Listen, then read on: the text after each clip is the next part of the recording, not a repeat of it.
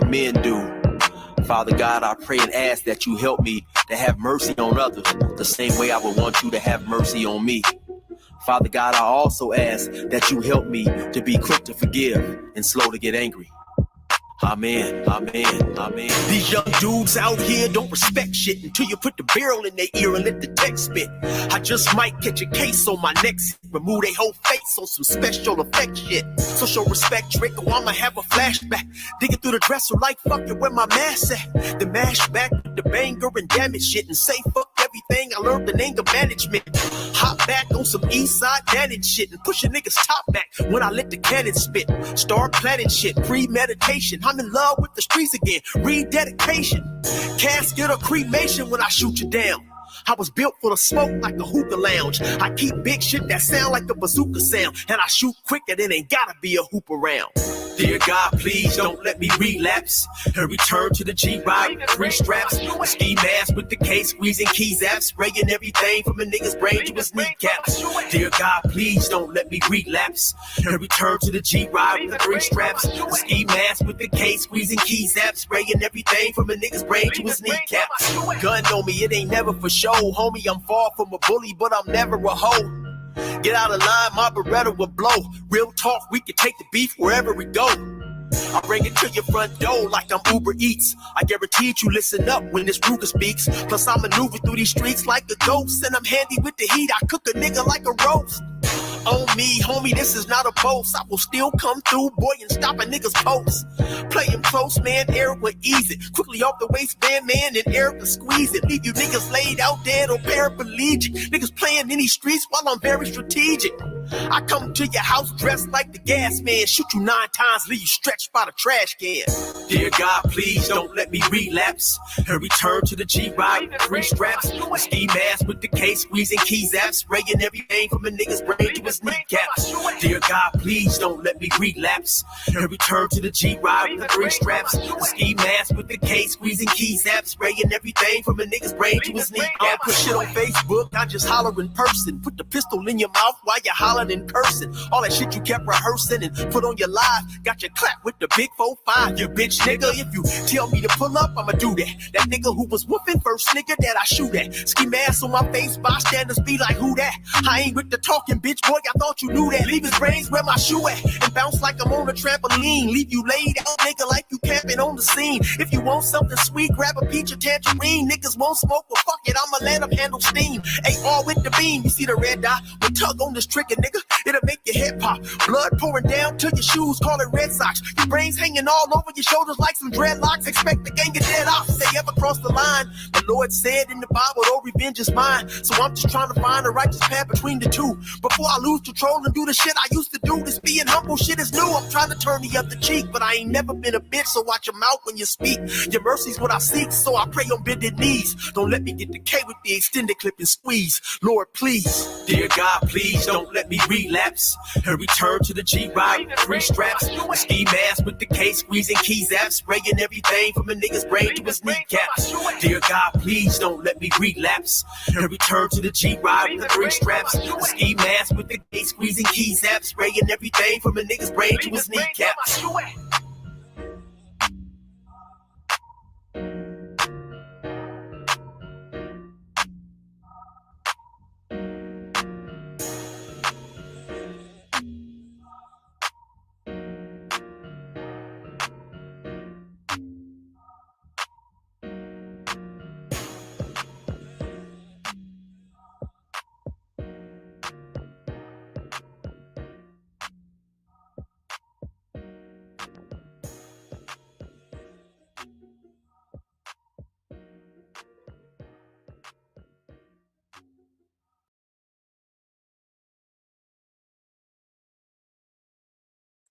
All right, y'all. I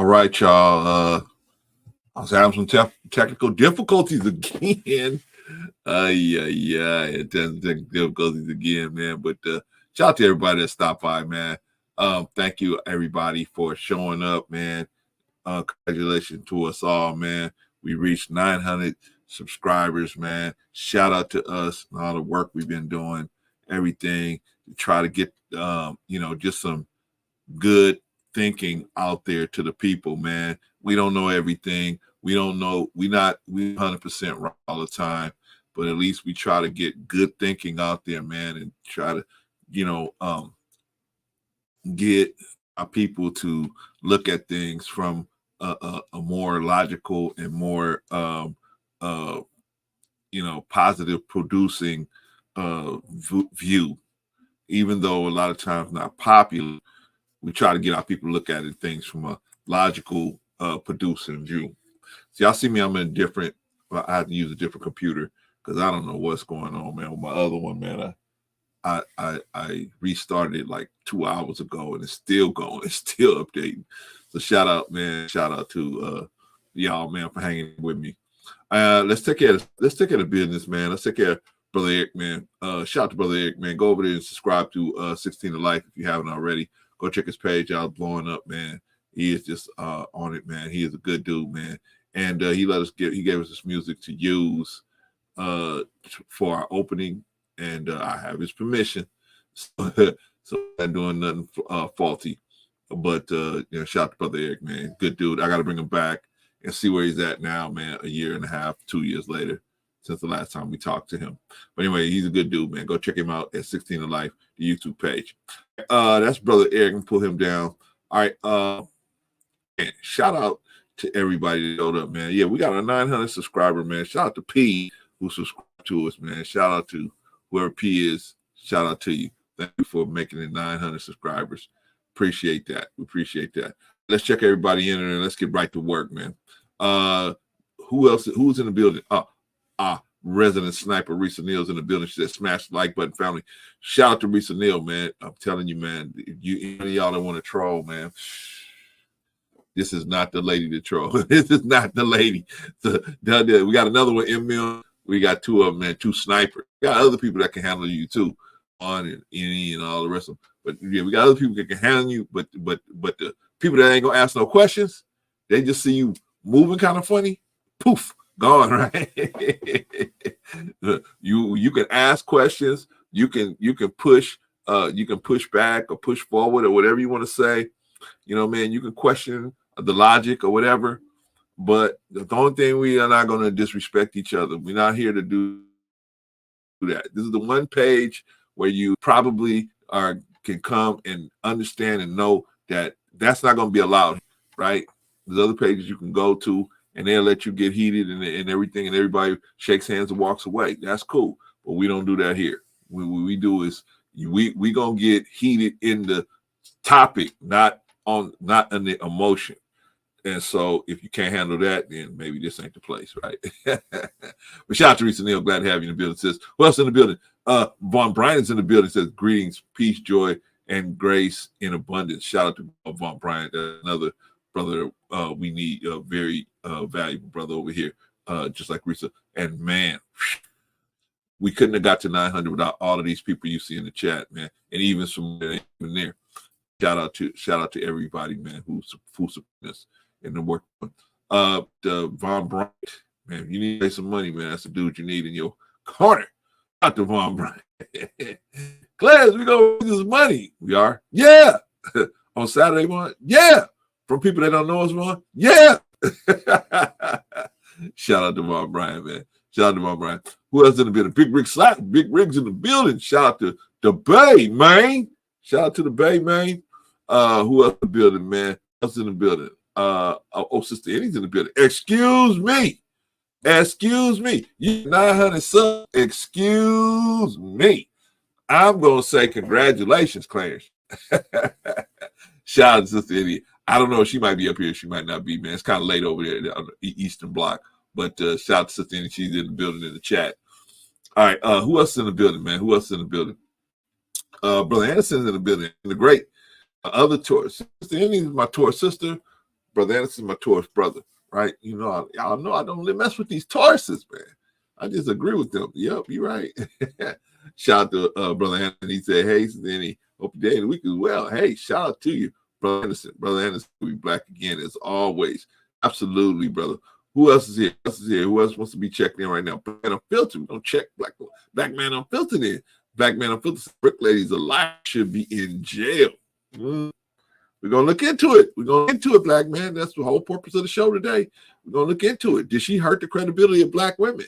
Now, are black women, instead of people rushing and jumping to black women, are people going to say back and say, she could be playing a trick. Let me move a little slower. I mean, but we have to, right? We have to. In a lot of cases, right? We don't know. We don't know what's going on. If we don't know the background of the person just comes out of nowhere and says, this happened. Can we just see we was erring on the side of the public. We was erring on the side of, on the woman, erring on the side of the woman, right? Where when I say erring on the side, like in law, in the court system, they say, if there's going to be an error, we're going to err on the side of the public, meaning that's what we're going to look to protect the most is the public, right? So if you get 5 years when you should only got 1 year, that was an error. But we couldn't figure out what was going on with the case, so we just going to give you the time. And that error that we made, yes, your life, but we protecting the public.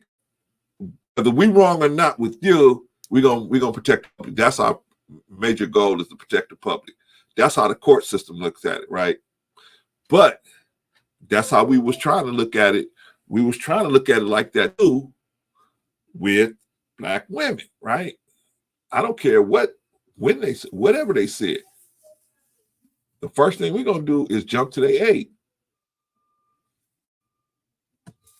Can we do that as fast now?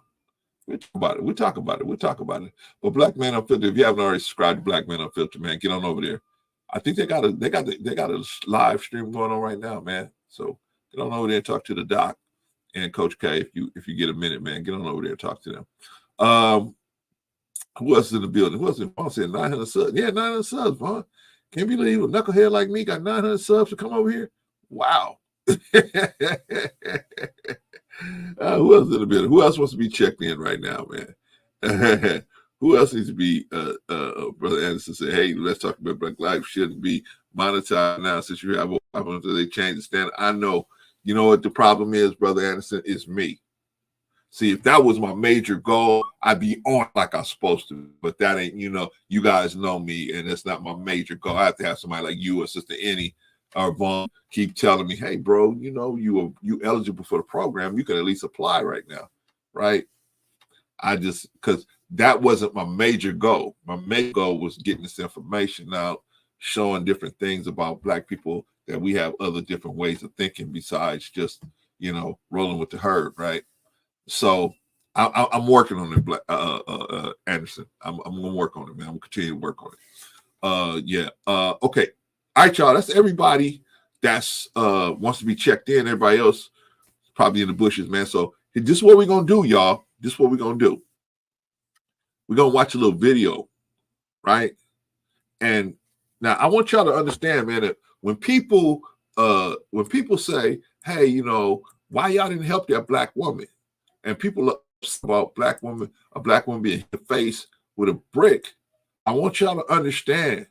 That a lot of violence, Black women have been subject to a lot of violence, right? There ain't no denying that. We can't deny that. But those of y'all that want to say, hey, this woman is lying, therefore most of those women are out there lying. No. Some of them are lying. I can't deny it either. But who should we err on? The side of our women and our children, or the side of men that just, have sexual frustration from the rejection that they're receiving from Black women? What should we do? Which way should we go? We're going to take a look at it. We'll talk about it. But first of all, I'll show y'all Dr. Richie, right? And, Doc naturally so was talking about that his disappointment. We all thought that this was a real story, right? We all thought it was a real story. So we were all disappointed, right? That it was actually some Black men that stood around and watched the dude pick up a brick, throw it, and hit a girl, right? Girl in the face, and then they did nothing to try to mitigate the situation, stop the guy, or anything like that. They did nothing, right? They didn't call 911, right? You don't have to get physically involved. So you call 911, right? They did nothing, according to the story. But of course, now many other layers are coming out about this story. That's just that, is a story. This lady never got hit with a brick. She had some type of reaction. Well, me personally, I've been in so many scraps, so I know what it looks like when somebody boom hit somebody, right? Especially if you hit somebody with a brick. I done seen dudes hit with sticks and shovels, bats. I done seen it. There's no way you're gonna get hit with a brick and I have a cut anywhere. I saw that. I said, "What? That make no sense. How does this lady have a?" I said, "Okay, maybe she thought she got hit with a brick. Maybe she got hit with something else, right? Even you punch somebody, even you punch somebody in the face, right? If you punch them, it's an imprint usually, typically, of whatever they got hit with. There was no imprint. As a matter of fact, it was a pushing out, like there was a what's the word I want to use?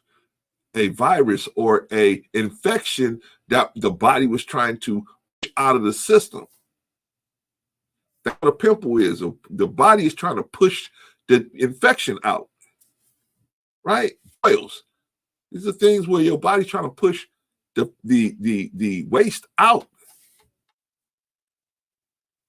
But we're gonna look at Dr. Richey, man. We're gonna look at Dr. Richey because this is a touchy situation. It's a touchy situation. I think we should always err on the side of the woman and the children, even if I know kids lie, women lie, I know, but I think it's easier for us as men to take one on the chin than to let a sister say something and not jump to her aid, and next thing you know, something happened. I think it's better for us to just take it on the chin as men. Shout out to Daryl Long, by the way. Shout out to you, young fella. Thank you for everything, man. Appreciate you and all your everything you've done to help our channel. Appreciate you, man. Be careful out there in the streets, brother. Be careful out there in the street. Yeah, but young fella, that door is always open for you, man. Whenever you want to come and knock on that door, man, that door is always open to you. All right, let's watch. Let's watch, brother. Dr. Richey, and let's see what he got to say about this situation. A woman, according to her, was hit in the face with a brick because she basically refused to not give out a phone number, and nobody did a damn thing about it. Here it is.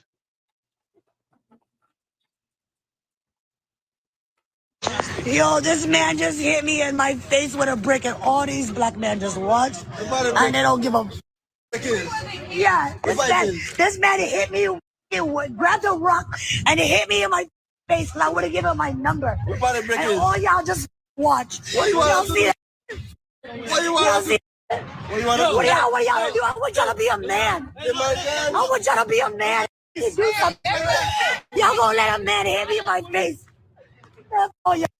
What have I ever done to anybody in my life to deserve this? I never did anything in my life to hurt anybody. Literally, a man asked me for my number. I said no, and he picked up. Now, let me tell y'all. Let me ask y'all something, man. Don't y'all think it's kind of peculiar that she have no cuts? She have no lacerations. She hit with a brick. A brick. She get hit with a pillow. She got hit with a brick. Oh, yeah. Okay, black man. And I'll stop it right there. But you just, thank you, sir. This chick got hit with a brick. She got hit with a brick. No laceration, no cuts, nothing. Just this big old bump. Where obviously something happened. I mean, we're not saying that there's nothing going on here. There's obviously something going on here. You get hit with a brick, man, your eyes red. I mean, your whole side of your face is going to be suffering as a result of that. Right? Who the hell's going to get hit with a brick and and nothing's going to happen? Like, what's going on? But I thought it was odd from the beginning. I thought it was very odd from the beginning. Thank you, Risa. I need to do that. Yeah. I thought it was odd from the beginning. Right? You get hit in the face, and then you go and you've been hit with a brick. Bro, you've been hit with a brick, you bleeding. You got a massive headache. That is not the time you're going to be out there huffing and puffing at everybody. That is not. At least it's been my experience. I've seen a lot of scraps. I've been in a lot of scraps. If you get hit with something heavy, with something like that, you're just not. You're just not. I just don't see you out there puffing and puffing. You just not go. I mean, you get hit like that.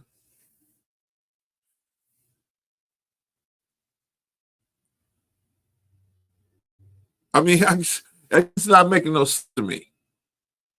But the bigger issue is they think that no black man helped. Well, obviously, no black man helped. Why did black man help? Because this didn't actually happen the way she said it happened. Of course, no black men helped. Then you got these guys out here pretending that they was there. Oh, I was there, and that's why I didn't do nothing. Everybody trying to get clout off the situation, when in actuality, none of them was there because it never happened. She just went out there screaming at a bunch of people she didn't even know because she thought, oh, man, these guys ain't going to do nothing to me. They sitting here chilling. Okay, y'all got to watch yourself out there. Y'all got to watch yourself out there, man. See, don't judge a book by its cover. Don't judge a book by its cover because you never know. You never know. I'm not a fighter. I'm not a fighter. I'm not going to fight with someone.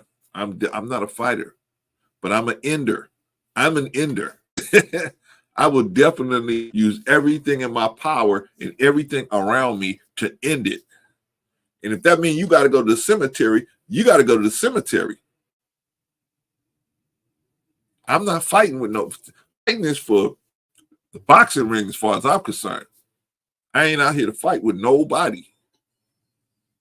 You moving on me, I'm taking that as a threat to my life, and I'm going to try to remove you. Move that threat, right? So there's other people that think like that too. Hey, I'm cool. I'm not bothering nobody. I'm not going to do nothing. But if you put a hand on me, like Malcolm said, we peaceful people. But if you put a hand on me, I'm going to do my best to send you to the cemetery. I'm going to fight like hell with you to send you to the cemetery. And I'm not going to be going around and around and around and around. No, not me. I'm too old for that. I'm too old for that. So I know there's other guys that think the same way. So why would you go up to a bunch of dudes you don't know, screaming and hollering at them? See, she took a big risk doing that. But the big question is, why did she take that risk? What was the goal of this? What was the whole purpose? Well, now we're finding out that it was the whole purpose of this situation was to get money from you and me, to get money from us, to pull on our sympathy, pull on our heartstrings by promoting a narrative that this woman, this poor innocent black woman, was assaulted by a dude just because he didn't give her a number. Has crazy stuff like this happened before? Yes. It wasn't outside of the realm of believability, right? Stuff like this happens a lot. Right? And it's a combination of a lot of stuff that's going on in today's society, where in today's society, man, we got so many men. We got so many men that weren't raised with the man around that they don't know how to take rejection. See, they don't know how to take rejection. So you never saw your father take rejection, right? You never saw your father say something to your mother, and your mother say, "No, sweetheart, that don't sound good. Maybe we should do it this way." Right? No. But see, we got all these dudes out here lying. My father was a G. My father was a G. He never said, no, you never. Okay. Okay. And now you're in a situation where you at where what your woman do? She can't say nothing to you. She can't correct you.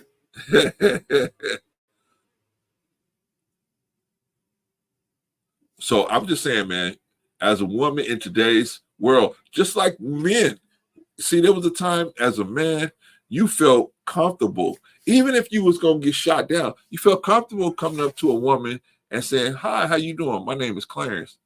I saw you from across the room and I thought that you were very attractive. And I said, you know what? Let me just come over here and introduce myself. I don't know what you have going on, but maybe we could start going out if you're free." Right? Just a simple introduction. And most of the time, the sister would say, "Well, I'm very flattered by that. Thank you. But I'm already seeing someone right now. But I appreciate the compliment. Thank you very much." And the brother had enough class in himself and enough self-esteem in himself to say, "Okay, I respect that, sis. No problem. You can't blame a cat for trying." Right? That was my line. You can blame a cat for trying, right? And you parted way, right?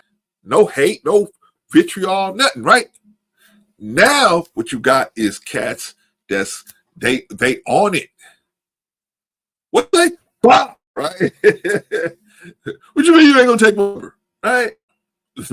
Like what's that movie? Drinking your juice in drinking your gin in South Central LA, whatever, right? In South Central.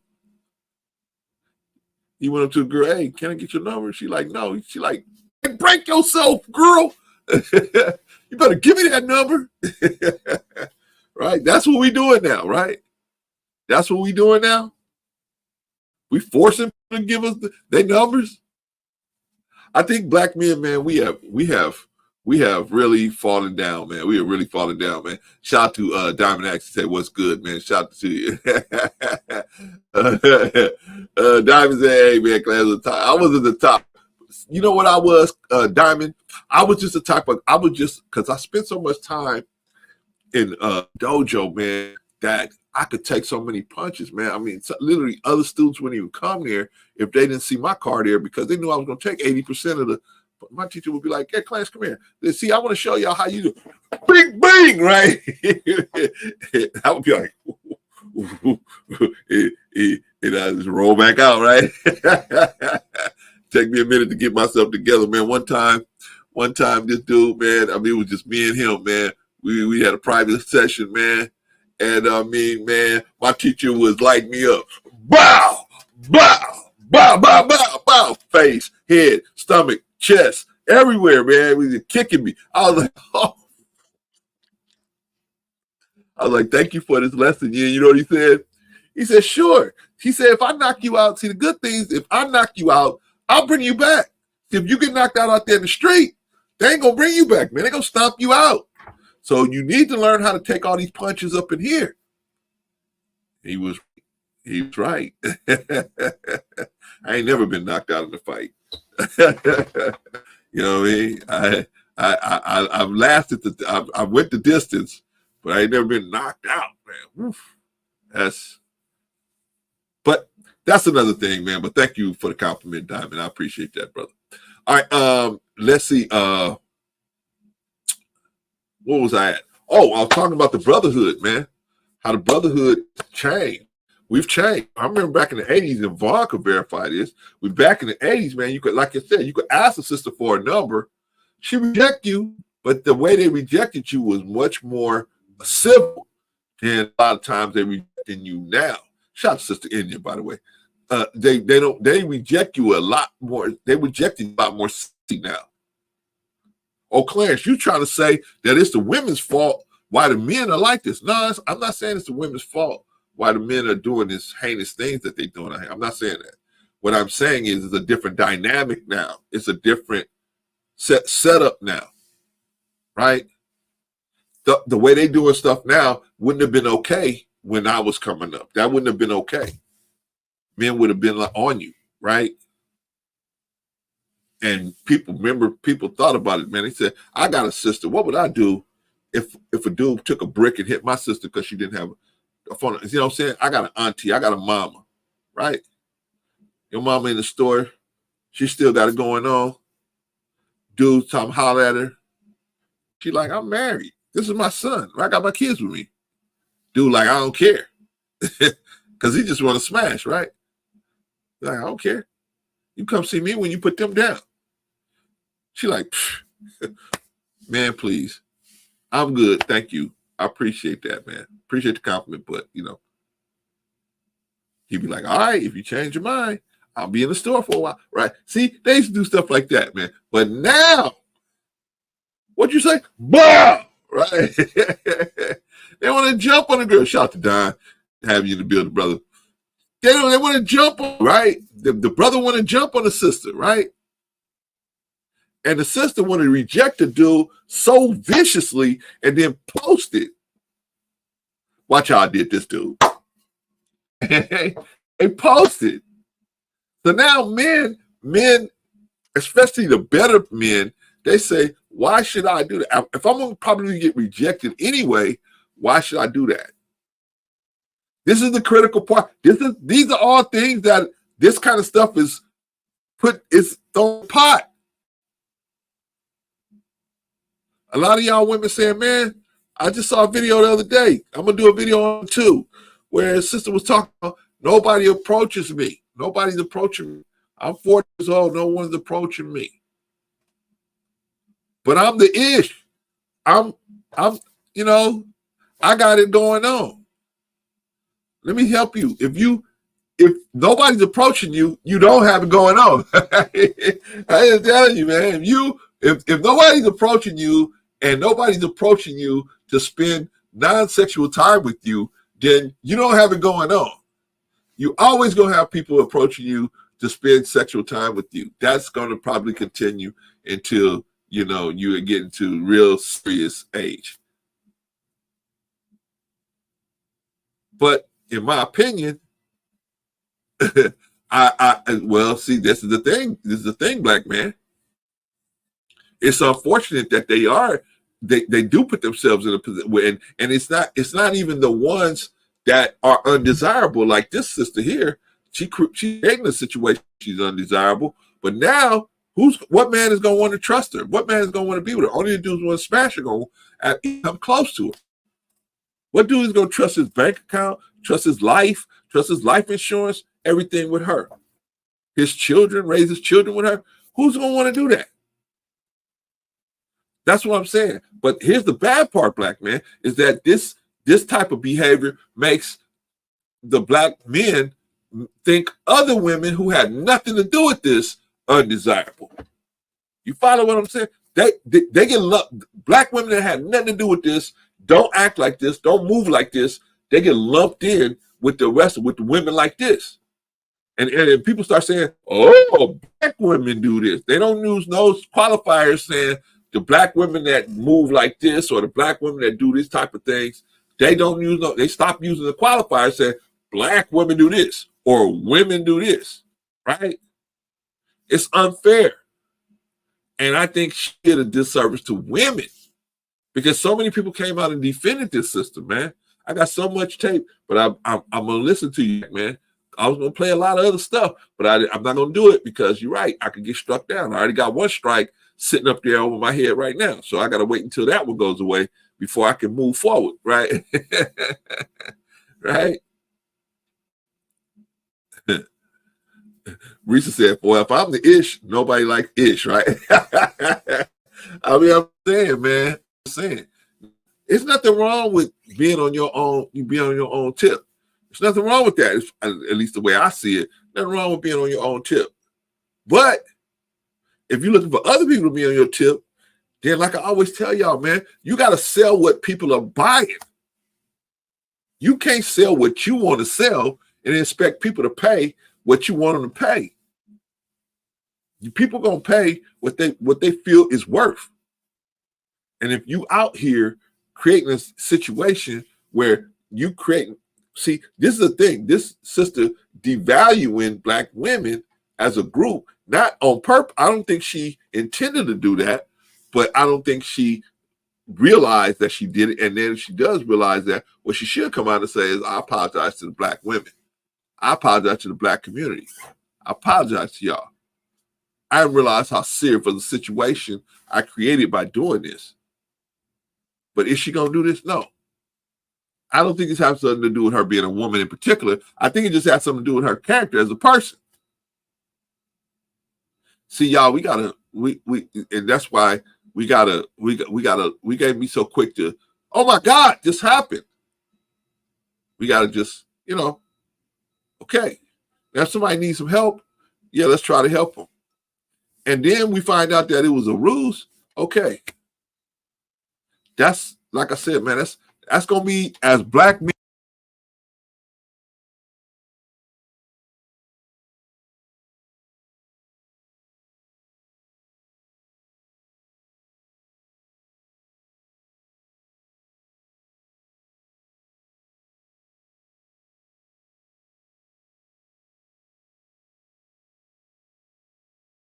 What about your sister? What about your daughter? What if your daughter came out and had an issue? No, Clarence, I ain't believing none of them no more. I ain't believing none of them no more. Really, bro? I'm still muted. Y'all can't hear me? Bro, come on now. Come on. Come on, man. Can y'all hear me now? Can y'all hear me now? Can you hear me now? Put a 1 in it. Put a 1 in there if you can hear me now. I'm checking my settings right now. I'm good. Thank you, Risa. All right, I'm checking my settings. Looks like I'm good. Black Man Unfiltered says, Black Man Unfiltered, why don't you come up here, man? Come up here. Let's talk about it. Let's talk about it. Come up here. Let's talk about it. If you got a minute, brother. If you don't, I understand, because I know you got another show going right now. But if you got a minute, let's come over and let's talk about it real quick. Unfortunately, this sister, I think she hurt Black women's credibility a lot. And what I mean by when I say she hurt Black women's credibility, I mean Black women, we want to believe them at every turn. Hey, this bad situation happened to me. This bad situation happened to me. We want to believe it, right? But now, the situation right here, man, where can we believe everybody? Can we believe every Black woman? There's going to have to be some scrutiny now, right? Risa said, she's not making anything bad for me. I don't hang with trash like that. No, Risa, but I'm just saying for Black women in general, right? Right? There's a certain group of Black women. There's a certain group of Black women that live a more riskier lifestyle, right? They go to clubs, bars, they smoke, they drink, they deal with dudes that without really investigating their background, and so they live a little more of a riskier lifestyle, right? And but at the same time, they don't take measures to protect themselves, like going into the gun range or getting trained, getting knife training or getting hand-to-hand combat training. They don't say, and so because they've been lucky and got away with so many different experiences unharmed, all you need is that one time. All you need is that one time, right? All you need is that one time for that one person to get you, right? And if women like this are saying out here playing crying wolf, Are black men gonna really step in there? Are they gonna be so quick? See, you going it's like the boy that cried wolf, right? The people gonna be slow to respond when they see so many games being played, so much nefariousness, shout out to Patrice, so much nefariousness going on. What should we do? Now, what happens when a sister really gets hit with a brick, or a sister really gets hit, or a sister really gets jumped on? Right? I remember I broke up so many fights. I broke up a fight out there in LA at LAX, right? I'm out there working at LAX. I'm walking down the street. I'm in front of the Crystal Stairs building, right? They got one right down there in LAX. They had one, at least I don't know if they still have it. This was about maybe 20 years ago. But I break up a fight over there. There's two dudes about to fight, man. And it started over the sisters. They trying to park in the space, and then so the brothers got jumped into it just off the strength of the sisters. I mean, you should defend your woman, man. I'm no doubt, but we got to be slow to judgment, because we don't know. Like I said, if you know somebody, like it's your sister, your mama, that credibility is solid, but we don't know this sister. She never should have been taken at face value. She never should have taken at face value. Risa said, I hope they do not step in. See something, men, say something, call 911. Yes, definitely. Call some professional help. I was just, I was the type of person, I didn't want to see nobody go to jail. I broke up these two brothers on a Friday afternoon. I could see, man, the kids was in the cars crying and everything. I broke up all this over a parking space. I said, man, y'all gonna go to jail, man. I'm trying to break it up, and the sisters are keeping it going. I was like, hey, man, y'all need to think, man. You go to jail tonight, man, you ain't gonna see a judge till Monday. So I hope you like LA County food, right? Yeah, they look like the kind of brothers that had been there before, right? I was like, hey, y'all, you want to eat that LA County what do they serve? Peanut butter sandwich or whatever they serve in there, right? Raviolios or whatever they serve in there. But the point is, man, I think that sisters need to, just like they was stepping out there defending her, I think the sisters need to rebuke this person. That way other people will know, hey, I better not fall. I better not do that. I better not do that. Because if I do this, if I play a game like this, the retribution is going to be swift and harsh, right? Shout out to you, brother. What's going on, my brother? How you doing, man? Can't hear you, man. Is it me? Hold on. It must be me. I can't hear you.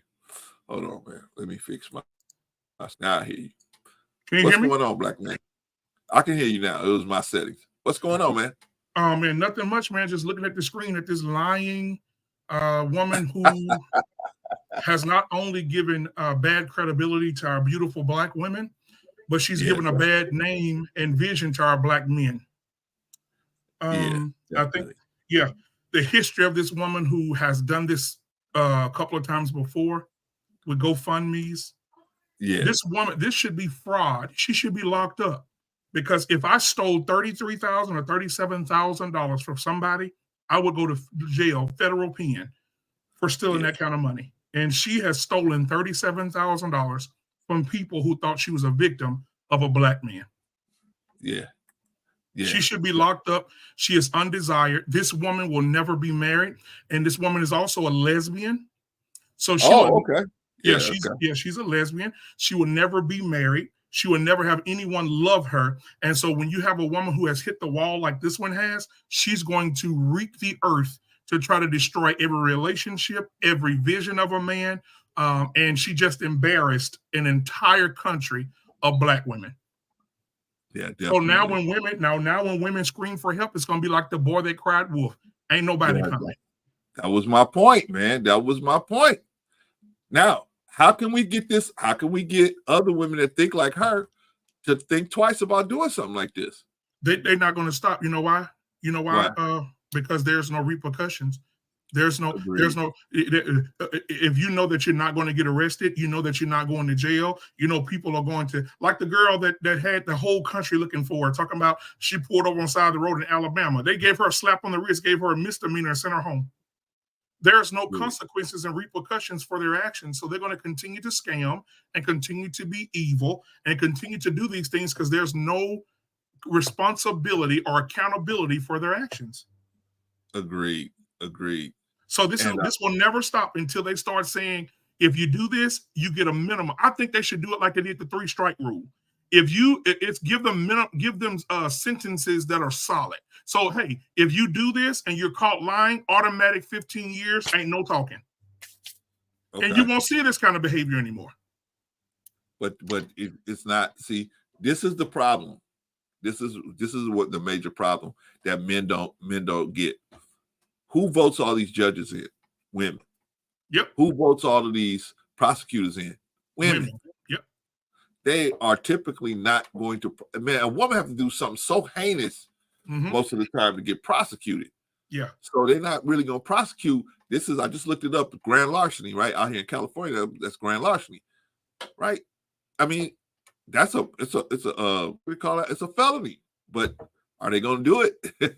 No. And Brother Clarence, I want to put this out there. I just saw 2 videos that over the weekend that disgusted me so bad, it hurt my feelings. There's this woman lying on the bed with her daughter, coaching her daughter how to tell the police that her daddy touched her and raped her when he did not. She said, yes, I'm going to send you the video. I'll send you the video. She said, when the police come, where did he touch you? What did I tell you to tell them he touched you at?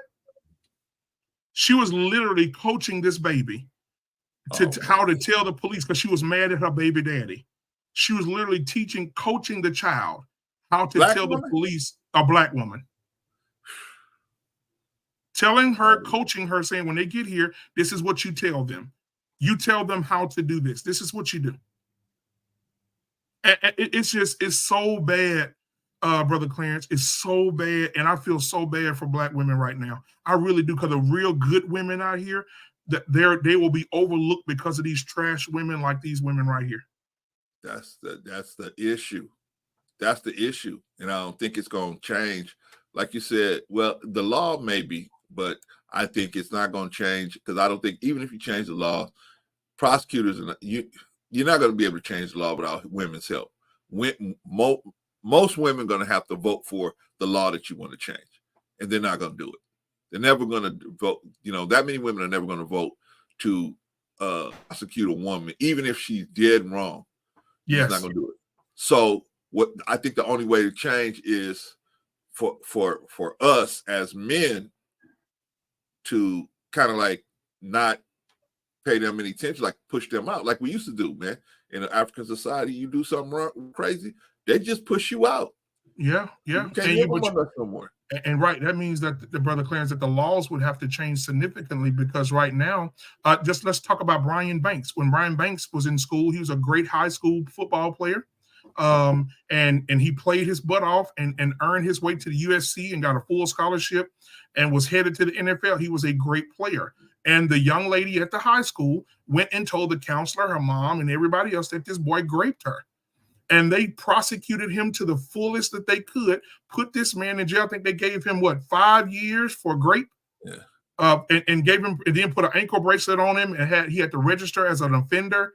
And then one day he got a Facebook request while he was in jail, and it was the girl that accused him. And so the girl came in and said, I need to talk to you. He said, what's going on? She said, I know I should have said it a long time ago, but I'm sorry for what I did to you. He said, what do you do to me exactly? She said, I'm sorry for lying on you and saying that you raped me. Oh. And he said, so now you going to admit that you lied after all these years? She said, yeah, I'm sorry. I'm sorry that I told everybody that you raped me. You didn't rape me. This man wasted his whole half of his prime in prison for a lie, just because she said, and he asked her, why didn't you come clean in the beginning of trial back those years back? She said, because the school had already rewarded me and my family $1.5 million, and I didn't want to give the money back. So the school awarded her $1.5 million in a lawsuit, and she didn't want to give the money back. So that's why she didn't. That's why she lied and said, "I'm not going to admit that I lied on him." Unfortunately, it's not unbelievable. Unfortunately, it's a very believable situation. It's a movie out about it. They did a documentary called Brian Banks, guys. If you don't know who that is, he eventually got out of jail. They cleared his name, and he ended up playing a season. I think the Falcons felt sorry for him and gave him a tryout. And he played. I think he played for one season or something, and they cut him. Yeah, man. I mean, you can't. The NFL, man, you can't miss a season. Yeah, you got to be on it all the time. You know what I mean? Man. So it's 5 sad. years out of it. Yeah, it's sad, Brother Clarence. It's almost to the point where it'll bring I don't care how tough you are. If you're a man right now, Brother Clarence, you can't even walk up to a woman right now and say, "Hey, I think you look very beautiful." At my job, at my corporate job, we had a meeting. Better not. Right. At my corporate job, we just had a meeting. They said you can't ask anybody, are they stressed anymore? Because if you ask them, they can snap. You can't talk to anybody no more. You can't tell a woman she look nice in a dress anymore. You can't tell a man he's handsome in a suit anymore. All of that right now is considered harassing someone. So now I'm like, damn. So are we robots? Well, we can't say nothing. So if somebody come in and say, "Hey, I like your locks," that's harassment. Brother, it's getting to the point men can't even approach women no more, even if they're attracted to them. That's how people used to get married. Situation. Now that's what I was coming to. How do it see a woman like this don't even realize what she's doing to the sexual marketplace? What you doing now is you got to make men off and say, "Man, I got to do a deeper investigation." At first, men be like, "Hey, I noticed you from across the room. You look good. Hey, can I buy you a drink or whatever?" Right now, dude gonna be like, "You know what? I don't know if this chick could post me or something. I don't know." Exactly. And Brother Clarence, that's right. And now it goes back 6 months ago when people were on my butt about what I told my son on that live. I told my son, if whenever you go on a date, you ask a girl on a date and she agrees to go on a date with you, everywhere you go, you need to vet the places where you're going. Everywhere you go needs to have a camera, and you need to be sitting directly under every camera, walking on the sidewalk in front of the camera. When you get in the car, put your camera on, record y'all, FaceTime somebody, because it's that real. All she got to do is feel like he don't like her no more. All she got to do is call the police and say he raped me. They ain't gonna ask him no questions. They're gonna book him, put him in jail. He's guilty until proven innocent. Definitely, man. That's why I say, it's a different world, because I got actually 3 sons that they're grown, they're in their 20s, but I'm telling them it's a different world. Y'all see, we used to have to just maybe, we could kind of assume that people were pretty much good people. Yeah, everybody, do a little dirt here and there, but most people were good people. You didn't have to wonder if the person was even born female. Now I got a son out there that's like, yeah, I gotta wonder if the girl's even born a girl. Exactly. I gotta ask that question. We never had to ask that question, right? But now you gotta ask that question. And so the world is different. The world is changing. It is. And you know what, Brother Clarence, the sad thing about it, back in the day, you remember we used to joke around about that. You check her throat. You can't do that no more. Right? You can't even check the throat no more, because now, Brother Clarence, my daughter is in anatomy in college right now, and she shares a lot of things with me about the human body and the anatomy of the human body. And she showed me some videos. I almost threw up all over the floor. But she said that Daddy, they're able to shave down Adam's apples. They're able to feminize the throat. They're able to take rough hands and graft skin off rough hands and make them as smooth as a woman's hands. They're able to do surgery on your feet. They're able to change you completely. And you won't know. It's some women out here, Brother Clarence. If you look at them, you like, you won't know it's a woman. I mean, you won't know. Yeah. And our sons, your sons, his 20s, my son is 16. And this is what my son got to look forward to in the next 4 or 5 years. Definitely. Well, they got to look for the rest of their life. Yep. Because people are doing this at all different ages. You're right. So they got to, I mean, that was a part of the, hold on, y'all. That wasn't a part of the ball game back then. Nope. Because I just did a show, Brother Clarence. I'm inviting you to the show on Friday because you planted that seed in me that to do that show on Friday about our Black women worth protecting, and I want to continue that conversation. So I would love to have you there. I'll send you the link on Friday night. Yeah. Okay, man. I'll see if I can work it out. Okay, but yeah, man. So, but I think that we're at a point right now, Brother Clarence, because we're at a point where damn if you do, damn if you don't. And I watched a video compilation yesterday. Somebody sent me, I think it was Grant, or what's his name is Grant Clement. Clement sent me a video of a woman, of a man at a gas station, and a woman was getting beat. Now, before the man got out the store, they show the woman picking the trash can up, the little stick out the trash can, busting the man in the head with it. The man grabbed the woman around the throat and choked her to the ground. The innocent body, the man come out there, the good Samaritan, the hero, he comes out and say, "Don't you put your hands on this woman." The man turned around and blew his head off. Man. Now, my thing is, now think about this. He turned around and shot this man. Think about it. They say this man leaves. When they said that, I said, oh, this man had a family. This man leaves a loving wife and 3 children and a newborn daughter. Now this man is dead because he was protecting a woman that was being as aggressive as a man was.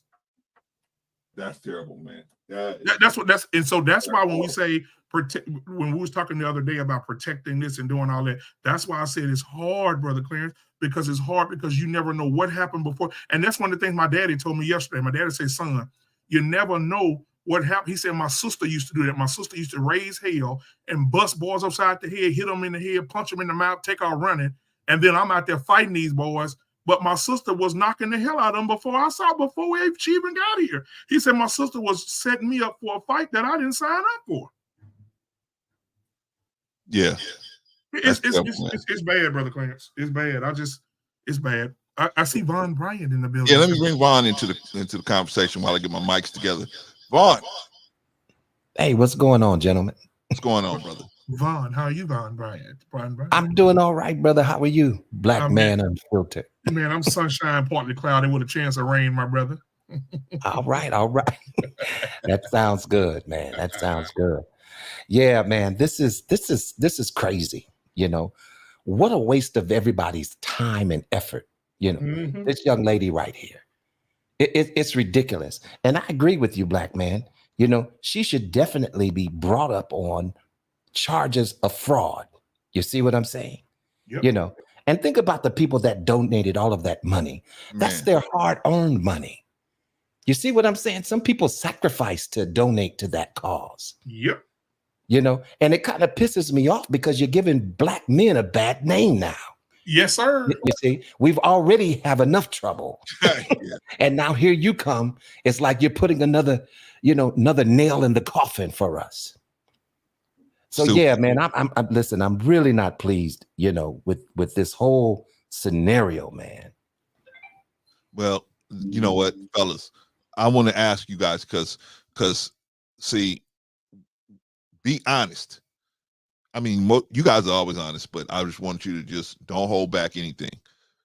If a black woman came running up to you saying, I need help, I need help, I need help, would you be as quick to help her nowadays? No, sir. I'll be in the car going down 20 with a phone in my hand calling the police. No, sir. And you know what? And honestly, it's very sad to say that. And I hate that I have to say something that way. But I would definitely have to recognize and see what's actually going on before I commit myself, to trying to step in, because it's a lot of bullshit going on. You see what I'm saying, Brother Clarence? Hey, Vaughn, did you and Brother Clarence hear that this woman went to she didn't call the police. There's no police record. She didn't go to an emergency room because, they would notify the police. She went to an urgent care. I think and they cut off. Can you hear me? Yeah, I can hear you. Now. Okay, they say she went to an urgent care, and the urgent care worker leaked it and said this woman put saline in her face.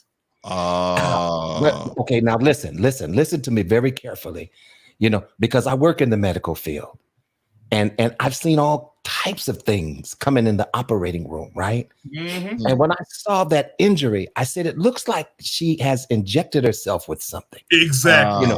In order to make that area swell up like that. Mm-hmm. And so that's funny you should say that, black man, yes, because that's exactly what I thought. Because come on, let's be honest. If somebody busts you in the head with a brick, man, you're gonna have some contusions, some bruises, some redness, you see what I'm saying? Some bruises. Oh man, you're gonna have some cuts. Bricks are sharp. You're gonna get cut. Yeah, man, that brick ain't no joke, man. Man, I've been hit enough to know. I've been hit enough to know, man. Well, I ain't never been hit by no brick, but I'm just saying. If somebody hit you with a brick, it's night. If somebody hits you with a brick, it's good night. Yeah, pretty much. Pretty much. A man and you a woman and he hit you with a brick, good night. You waking up the next 2 or 3 days later. Or you may not wake up at all. Exactly. Yeah, you definitely ain't out there screaming and hollering at everybody the same day. But you know what?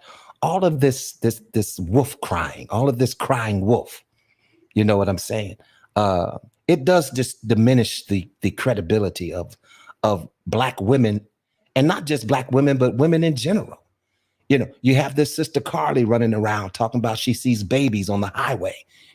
All of these lies, Jesse Smollett. It's like, man, you're just like you're basically destroying the credibility of those actual victims. And Vaughn, let me say this, because I know anybody else gonna say it, but I got to keep it unfiltered.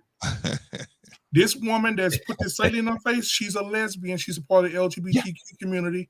Jussie Smollett faked that injury, faked he got beat up so they can do a hate crime because he was in the LGBTQ community. Now listen here, I'm not trying to say that they causing some hell, but they causing some hell, brother. And definitely, listen, we should definitely be able to say what we're saying. Exactly. Because sound like we're telling the truth. Exactly. Let me ask you a question. Oh, Black man, what is your insinuation by pointing out the fact that both of them are in the rainbow community? I'm saying my thing is this, Brother Clarence, because I have to do my research, right? Because Rico and y'all made me better in that area.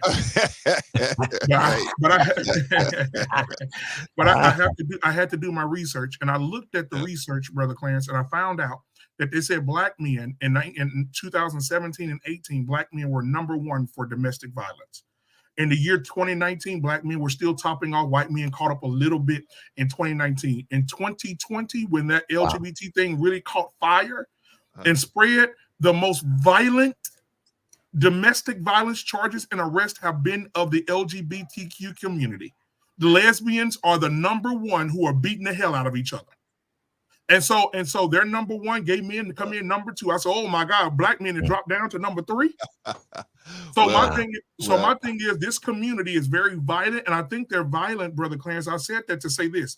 I think they're very violent because some of them regret getting the surgery, regret getting them boobs put on, regretting all the life decisions they made, and they're angry and they beating the hell out of each other.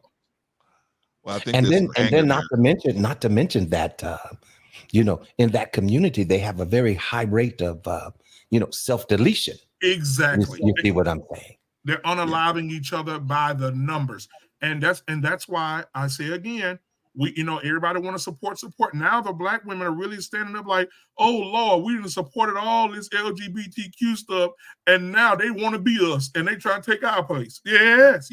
See, when you open Pandora's box, that's what happens when you open Pandora's box. Okay. I agree. Well, let me clear up. Let me qualify something you said earlier about who's doing the most domestic violence. Yeah. And they say it's Black men, and I disagree with that because just by the numbers, Black men. Now, this is what I will say: Black men are prosecuted the most. There you go. Okay, so who's actually saying that it's Black men that's creating the majority of these crimes. Oh, it's been a rumor for years. Some people don't even look at the numbers or look at any type of statistic. They just say black men are evil and they beat the hell out of women every day. I've seen videos saying that. Yeah, absolutely. I mean, you know, it goes without saying that many of us have been guilty, you know, of this charge. So we won't negate that fact. Oh, absolutely. But for you to say that it is the majority of us, see, no, it's not. I find that very disingenuous. Yeah, they say every 2 minutes a black man unalives a black woman. That was the numbers. That is a damn lie. Now, where did they get that statistic from? I don't know, Brother Vaughn. And when I heard, I said, wait a minute. So these niggas ain't stopping to eat or nothing? They just out here every 2 minutes just walking up to a black woman and busting their head with a hammer? Well, you know what? Violence is everywhere. I was coming home today, right? I work downtown Los Angeles. I'm coming through South Central Los Angeles, coming up here. How long did it take you to get out of downtown? Jesus. Oh, man, it probably take me about 45 minutes to get out of there. Oh, okay. Yeah. So it's not that bad because I take the streets. Okay. So I ain't gonna mess with the freeway. So so I'm coming through and I'm right over here. I'm literally right on Figueroa Avenue. And so this lady was on a bike, right? Not one of the sex workers, but this crazy lady was on this 10-speed and she had a hammer in her hand. And I saw her coming my way through the intersection. I saw her coming my way. And I said, uh-oh. I said, man, you know, if she used a hammer on me, man, we going to be fighting out here in the street. I mean, you know. No, you put the car and drive and do your job. Put the car and drive and do your job. So I rolled up my windows and I tried to, you know, not give her eye contact so she would, but I kept my eye on her, right? Because I didn't want her to, because she just, you know, she was 5150. And so anyway, what she did was she pulled the bike over. And this car that was on the corner, she just started busting the windows out with this hammer. And me and everybody else at the intersection was like, damn, this is a woman, this is a female. She just started busting out the car's window, bust out all the car's windows, right? So I'm like, man. And so luckily for me, the light turned green, man. I'm out of there, right? but I'm just saying that there's violence on both sides. I don't want to say that the men are more violent, whether the men are stacking the bodies. I would say that they are definitely stacking more bodies, but the women are just as violent too, because they putting bodies out there as well. So what is causing all this anger? Now I know what's causing on the men's side. I believe I know what's causing on the men's side. I don't know what's causing all this anger on the female side. I'm talking about the heterosexual people right now. We're gonna get to the homosexuals, but the heterosexual people. I know in the men's department, it is the sexual rejection that is, and the anticipated sexual rejection that has a lot of black men doing a lot of things that they're doing, and how they mistreat black women, where they feel like, hey, I got rejected by this woman, I'm gonna take it out on this woman. You follow? So how can we get around that? Is it the fact that men are not being raised with I was talking about this earlier. Men are not being raised with other men around? Well, yeah. I'll say this, Brother Clarence. The way I was raised is, you know, take care of a woman, open her door, make sure she's safe, make sure she's taken care of. When you walk on the sidewalk, you walk on the outside, she walks on the inside. That's right. That's right. All those things my dad and my grandfather instilled in me that I not only said to me, but I saw them do it with my mother and my grandmother. So my thing is this. Now in today's world that we're living in now, we, even in marriages, single women and in marriages, Brother Clarence, men have conformed to women because women have taken the power away from the men. And what's happening how now? so? Let me tell you how. Let me give you an example. I have a brother-in-law. No, I'm not gonna say that one. I'm gonna leave that one alone because that's not good. Tell the truth, brother. Yeah. I have some family members. Let me put it like that. And at his house, he say he the man, but I've sat there numerous times at barbecues and watched him tell his son, that's the same age as my son, 16, go take that trash out. And I see his wife come up to him and say, "You the man of the house, you take it out." Mm. The boy sits up. Is that his biological son? Yes, sir. Okay. And he sits up in the room, plays the game all day, wherever he want to go. Oh, he play the game all day. Wherever he want to go, the mama take him. He want to go hang out with his homeboys. He can go hang out with his homeboys. But everything around the house, mowing the yard, he mowing it. Taking out the trash, he doing it. Washing the dishes, him and her doing it. Washing the clothes, him and her doing it. Ironing the kids' clothes, he's 16. She won't even let him iron his own damn clothes. And so when you're raising a boy like that, he's going to grow up. He's not going to know how to communicate. He's not going to know how to disagree. He's not going to know how to do anything. He's a son husband. He's going to meet a woman and demand that woman to take care of his lazy ass. And when she refuses, he's going to do something he never did before and beat her up. Because he's feminine, he got feminine traits, and his mother never did anything, and his daddy allowed it to happen. So you saying you witnessed these feminine traits in this young man? I witnessed, well, not so much feminine now, but I witnessed that he can do any goddamn thing he want to do and has no accountability. He can go where he want to go. He can do what he want to do. And he don't get no discipline. He don't get nothing. Yeah. And the daddy be on, and the daddy be grabbing him up. Listen to me, boy. She said, don't you put your hands on my son. That's abuse. We don't abuse our children. I said, bullshit. I said, well, he can't come stay at my house because I've been knocked his ass out. He can't come stay at my house. So wow. Yeah, they asked me one time, hey, can he come over with your 16-year-old son while we go out of town? No, ma'am, because your son gonna call you and tell you I done knocked his ass out. Exactly. So you know why? Because see, when they're around their little peers, you see what I'm saying? And they think they can pull off what little Jimmy did because he lived next door. Like my mama said, you end up getting broke off like that. You end up getting broke off like that in my house. Yeah, because you can't do whatever little Jimmy does over there, you can't do it over here. Right. And because my mama say, don't start smelling yourself. That's what my mama used to tell me. Don't start smelling yourself because I will slap the hell out of you. But I will say this though, Black Man Unfiltered. You know, I'm very concerned about our young men today. I am too. Because it seems like they have definitely taken on a feminine role. And I definitely see it quite a bit because, you know, there was a time where you wore pants correctly. You see what I'm saying? You put your shirt on right. But see, now they're wearing very tight clothes, and I'm not understanding why the clothes are so tight.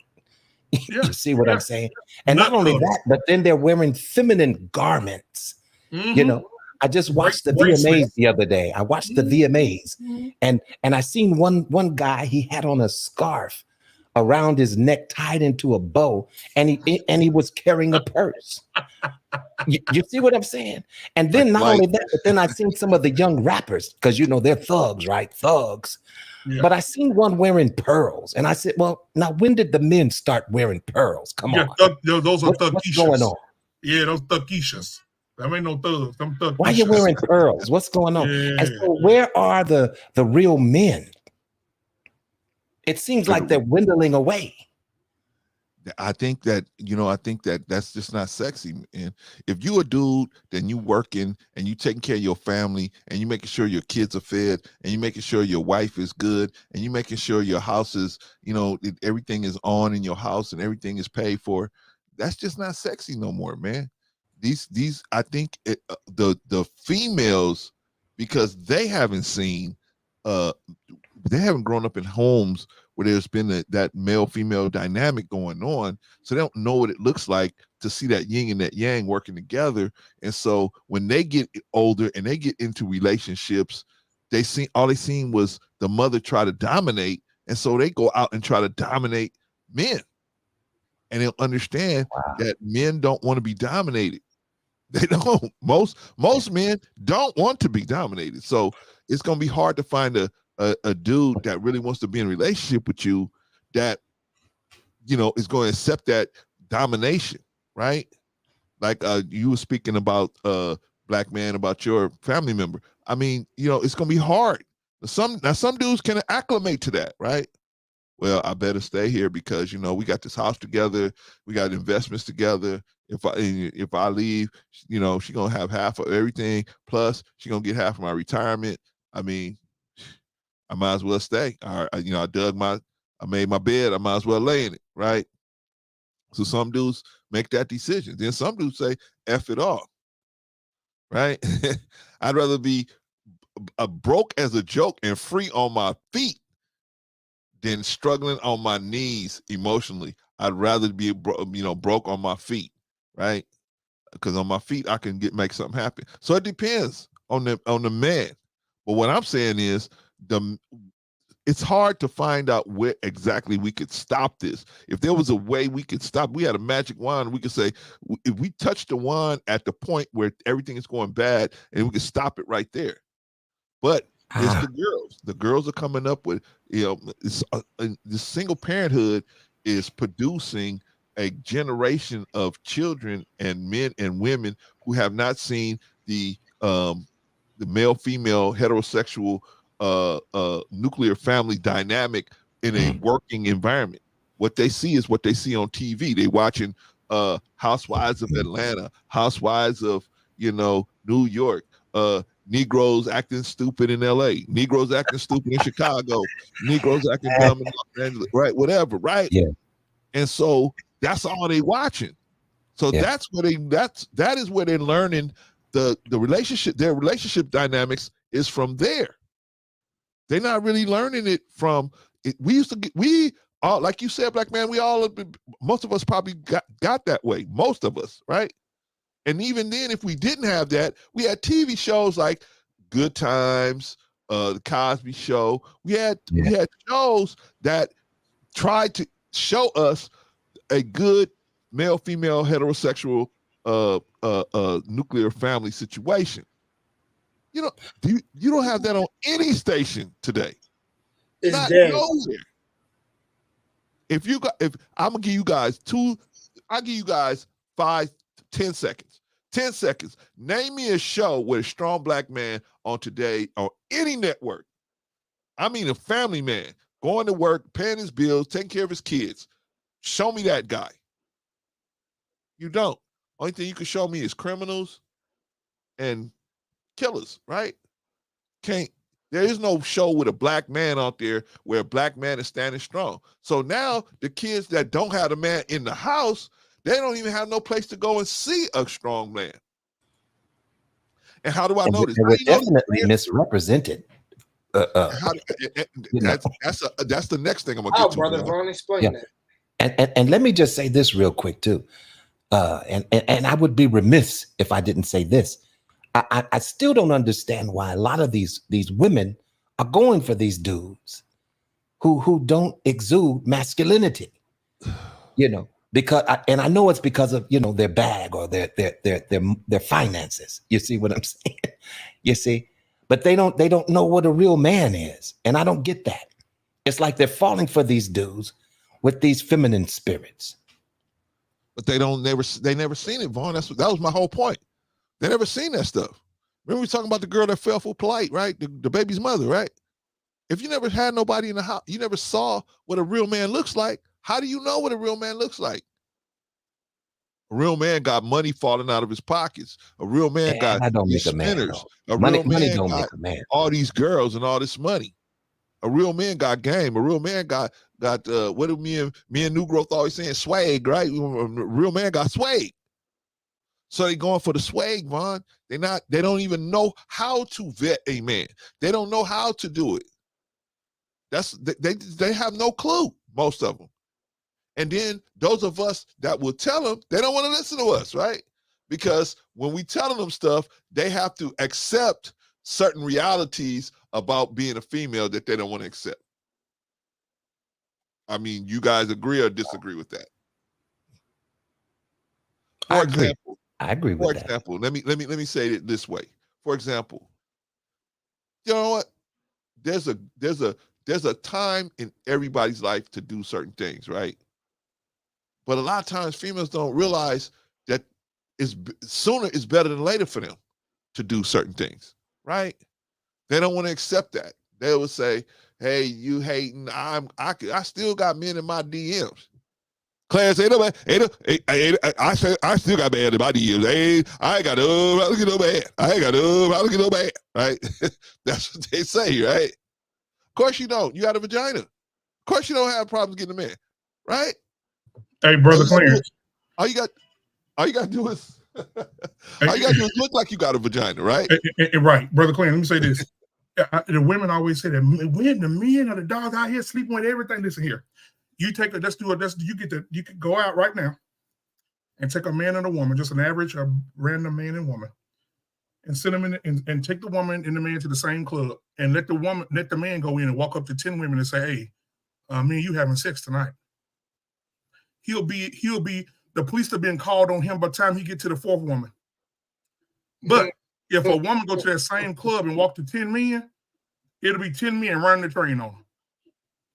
Ain't no man finna tell no attractive, fine woman no to no sex. So my thing is this: men cannot just go sleep with everybody. They cannot. But a woman, she can throw that thing from the free throw line and she definitely have some rebounds. Boy, you know what, black man, you know how to phrase a sentence, man. Hey, let me bring Jay. Let me bring Jay and Diamond into the conversation. Jay, first Jay, and then Diamond. What do y'all think about what we're talking about? I'll go last. Let Diamond go. Nobody wants to hear me. Trust me. Diamond. Okay, I'll go real quick. Brother Diamond. And what's up? How you doing today? Hey, Diamond. We all good, man. Good to see you, man. Good to see you too, man. You know, it's a shame what people will do for money, but I think this happening is not the most important thing. This brought more awareness to the fears that Black women have already had about Black men not protecting them. But we need to go back to the basics of really getting ourselves organized and what is our protocol going to be. But what I heard happened is that I think she tried to put silicone in her face and she had a allergic reaction to that. And that's what they're saying, why her face puffed out the way that it did. I knew it was an injection. I knew it. You know, and me personally, like, I felt sorry for her when she was crying, but I didn't really say too much because I wasn't there. So I didn't know what happened. And when I thought about it, you know, someone would have probably stepped in for real, because, you know, dudes don't be letting women get their behind whipped. The only way that goes down, unless it's a situation where they know she's in an abusive relationship and she chooses to stay with that man. So I think this brings about a deeper issue of talking about protecting our sisters. Because here's the thing that's interesting, right? You know, my uncle had went to a school where there was mostly white kids and about 10 Black kids. And these white boys, this is back in the 60s, these white boys would do something where they'd go up behind the girls and grab, you know, both breasts. So they did this to one of the Black girls that went to that school. And the Black boys that were in that school got together and, you know, they put hands on that white boy who did that. Like, one of the dudes fought the white boy, beat him up, and they told the rest of the white kids, don't bother with her like that. Y'all do that with y'all people, y'all leave us alone. So when you're in the right setting, Black men will protect Black women, but you know, but I'm not going to protect a hoe from a pimp. Now, if she wants to leave that pimp, that's different. But if I see a hoe that's getting slapped by her pimp, I'm not getting mixed up in that. You know, that's going to be psychological help she's going to need. Well, but we need to go back to protocol, huh? Well, let's qualify that. Let's qualify that. Anybody here, because that's a good example. Would anybody here watching the hoe get slapped by a pimp intervene?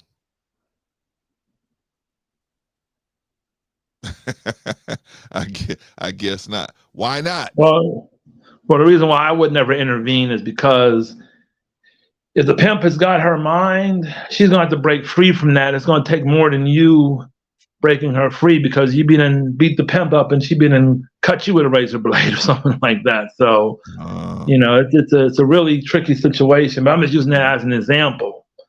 Okay. But if you see a random woman getting beat up by some guy who asked for her phone number, then, you know, that's something that we should definitely try to do something about it. If that scenario comes along, at least try to break it up to keep her from getting hurt. Okay, so Diamond, you're going to make an assessment on the spot to decide whether this is a pimp hoe situation or not, and then at that point you're going to decide whether you're going to intervene physically or not. Right. Okay. Yeah.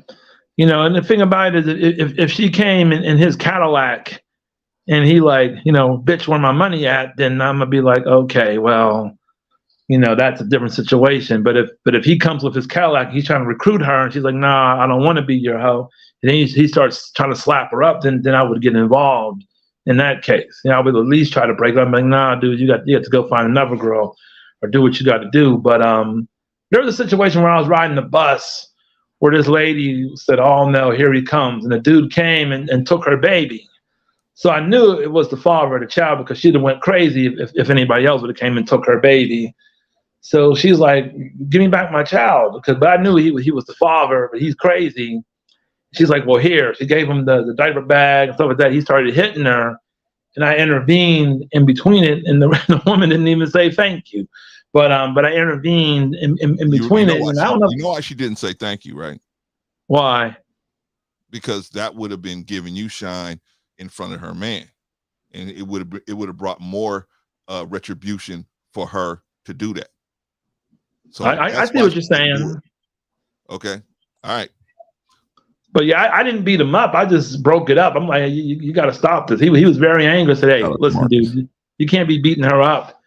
But I think, you know, black women and black men need to have a discussion about how we're going to conduct ourselves and what protection they're entitled to.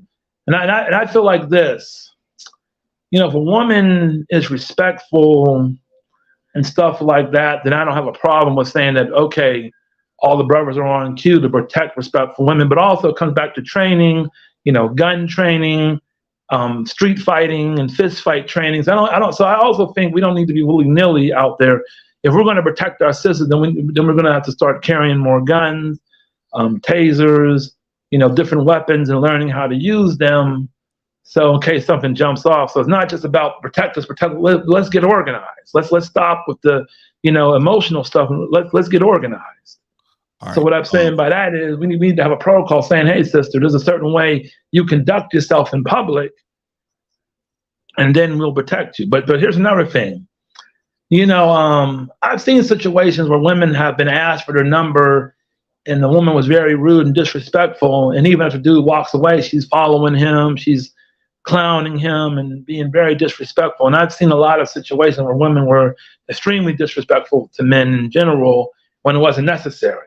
Now, in that case, if he would have started beating her up, I'm not going to beat him up, but I would have tried to break it up and say, listen, you know, she's barred. I know she's being really rude to you, but it's, you know, you need not to hurt her.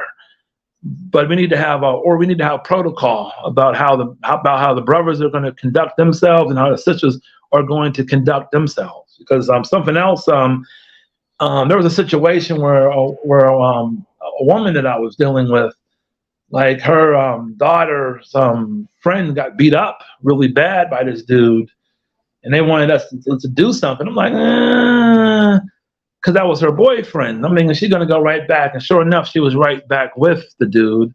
There's no way, you know, I'm not getting in the middle of that. Because I remember people in my family. Sorry, go ahead. Yeah, I'm sorry. So people in my family had a situation where their sister was. Okay, here we go. All right. Then she runs back to him. So I'm not getting involved in that neither. Hold on, Diamond. You raised a good point. So I wanted to ask everybody on the panel something. Because you raised a good point. Now, we asked the question Sunday: are black women worth protecting? Are they? Or are they not? Either all of them are worth it, or none of them are worth it. Right? We can't pick and choose and say, well, this one is worth it, and that one's not worth it, and this one not. Now, the only thing that what we can pick and choose is the circumstances by which we are going to put our life at risk. Now, we can choose that circumstance, right? Like you said, pimp slapping a hoe. You can pick up the phone and call the police. Hey, there's a dude beating up a girl out here in the corner of 55th and Figueroa, right? You can do that, or you can not do it, right? But I think all women are worth protecting, even the ones that are as crazy and out of their mind and need special help. Yeah, we even need to protect them. I think we need to protect them. So the question is, at what is the point and the level at which you should put your life at risk or harm to yourself at risk to help this sister? And that's the problem, right? Because we don't know. This is the situation that happened with this lady that we talking about, where she said all this stuff and then she was mad because dudes ain't gonna just jump in and just get involved with it physically when they don't really know what's going on. Unfortunately, man, we're in a situation and we're in a world that's so wicked that we have to investigate certain things before we just jump in there. The professionals, they are trained. They have to just jump in there. And what they do when the police get to the place, you know what? They do an investigation. They detain somebody, investigate what's going on, and then they will either arrest somebody or not arrest somebody or whatever, right? That's how we need to be. We need to investigate the situation. Even if it's just a split second, we got to look at the situation, because I think there is no woman that doesn't need to be protected. Now, I'm asking the rest of you guys. You guys tell me a woman that doesn't need to be protected. Saline face. And then let me go next. You see what I'm saying? Because listen, I'm not putting my life on the line or my family's life on the line for someone who's out here doing the fool. You see what I'm saying? Agreed. But like I said in the last session, that definitely I would have to be led to intervene. Agreed. In any situation. I'm just not going to jump into it haphazardly. No. Agreed. You see what I'm saying? I have to really be led by God in order for me to intervene, whether it means my life or not. But it's not going to be because you're on. What about just 911? Oh, I'm sorry. Let me finish. I will definitely call 911. Okay. But if you're talking about physically, interacting, I have to be led to do that. Agreed. Okay. And so that's just where I'm at with it. Do all women deserve protection? Listen, do all men deserve people helping them? It depends on the individual.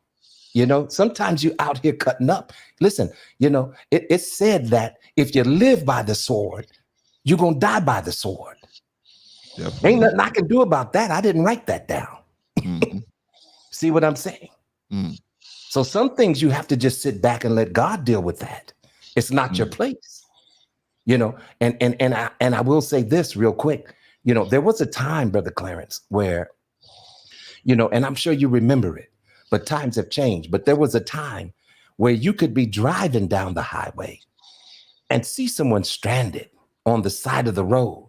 Mm-hmm. And you wouldn't think twice about stopping to offer them, some type of help or service, whether it was to offer them a ride to some place where they can call someone or change the tire or whatever.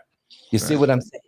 But in this wicked, cruel society that we live in now, you see, times have changed.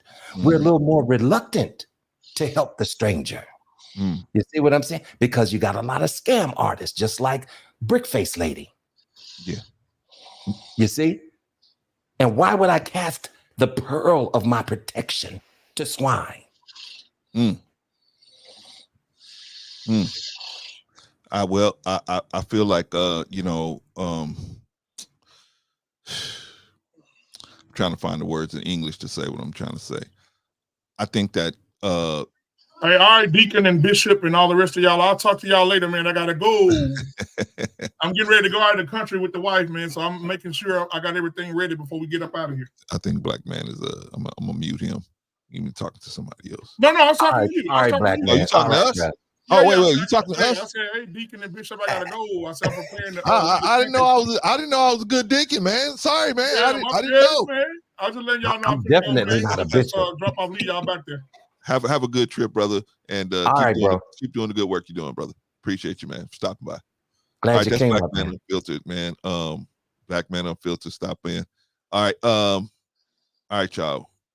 I see what we did, Vaughn.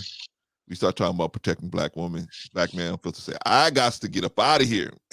Ain't nobody, all Black women ain't protected. I understand that. Well, but I'm sure he would agree, You know, and it's not that they're not all deserving of protection. It's just the question is it my place to protect everyone? There you go. Now that's the thing. And what can I do if I decide to do it? And can I do it safely? Because I think all of them are worth it.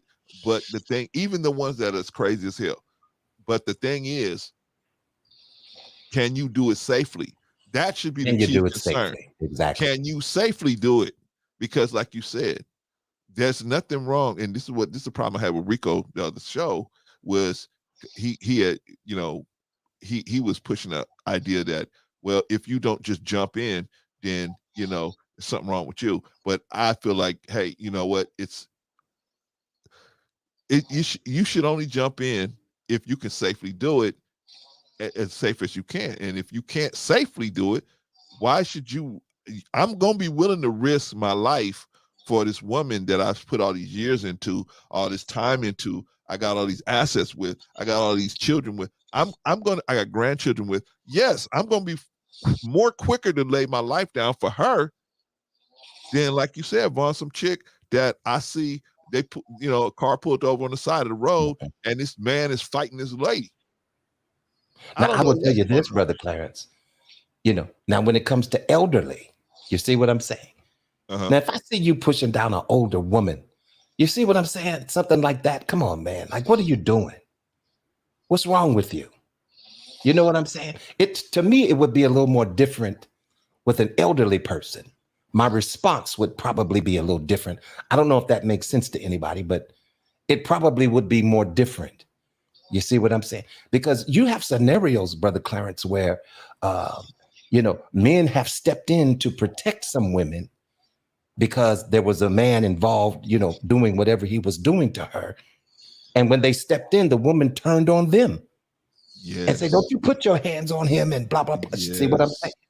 Yes. So you really have to be mindful, man.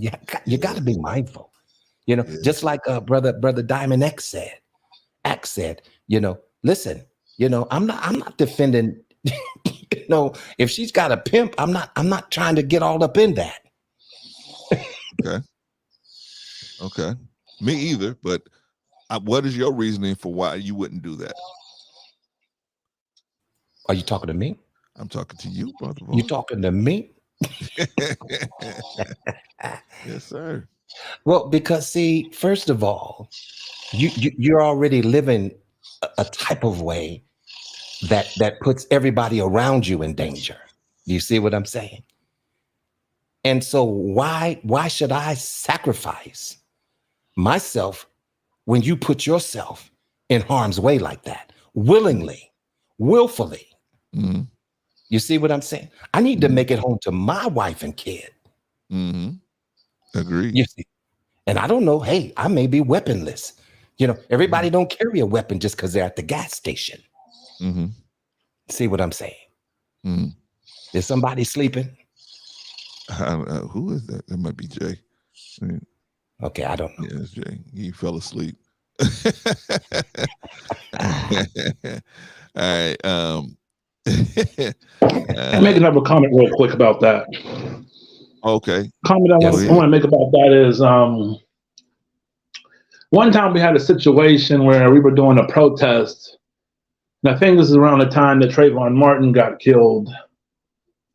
And some of the sisters wouldn't get out of the street, and they wouldn't leave when the cops wanted them to leave. So it was like 3 of us, and one dude was like, "Yeah, we gotta protect these women at all costs, because if the cops would have started beating them up, then we would have been responsible." But I felt the sisters were out of line because they should have came to us first and said, you know, because here's the thing. Let's just say if a black woman does something, right? Right. These are sisters that we knew. If she does something that causes opposition, if a cop would have went upside her head, then she would have been talking smack to us and we protect her. So no matter what she does, we're supposed to be the leaders. We're responsible. But I feel like protocol should be, hey, fellas, can you handle this? Or do you think we should do this? Instead of just acting on emotion. And it seems like sisters want protection, but they don't want to negotiate the terms of that protection. And I think that's a big part of the problem. Like we need, just like what other people are saying, we need to decide who's we're going to jump in for and who we're not going to jump in for. And I think we need to decide that right now, because what I'm saying is, if that woman who's working for a pimp, if she wants to get away from that pimp, and I can sense she really is trying to get away from him, then I risk my life to try to help her. I really would try to help.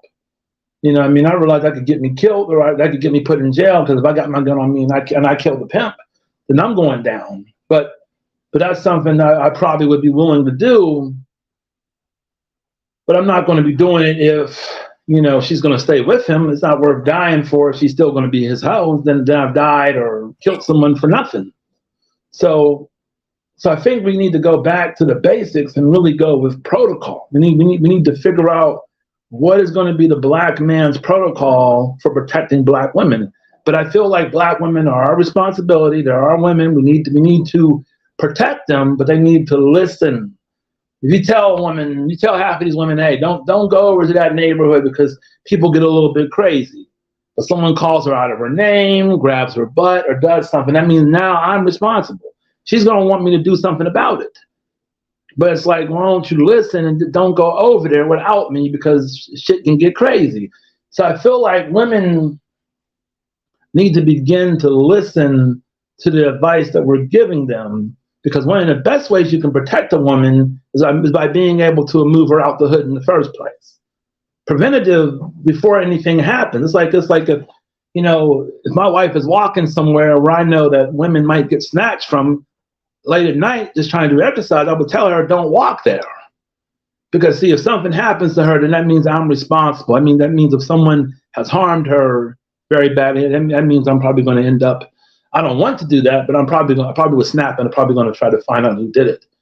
And I'm probably going to snap. But see, we can prevent that if she doesn't. I'm just using it as an example. If she doesn't go in the neighborhood. So I think before we start talking about protection, we need to have some conversation, some negotiation with our sisters, so we can talk about the proper terms of protection. Because a lot of things that happen to women can't be prevented. It's like they'll say, well, you know, this woman is with this man who's abusive. He's beating on her, and he's put her in the hospital several times. Finally, he kills her. Diamond. Women would never do that. I mean, as a whole, you know what I mean? There's some women that got sense enough to say, okay, you know what? If I'm with this man and I'm expecting him to protect me, then I'm going to have to follow his instructions at some point, right? There's some women that got the sense enough to do that. But the majority of women in today's culture, they don't, they on their own then. I feel like if they're not going to listen.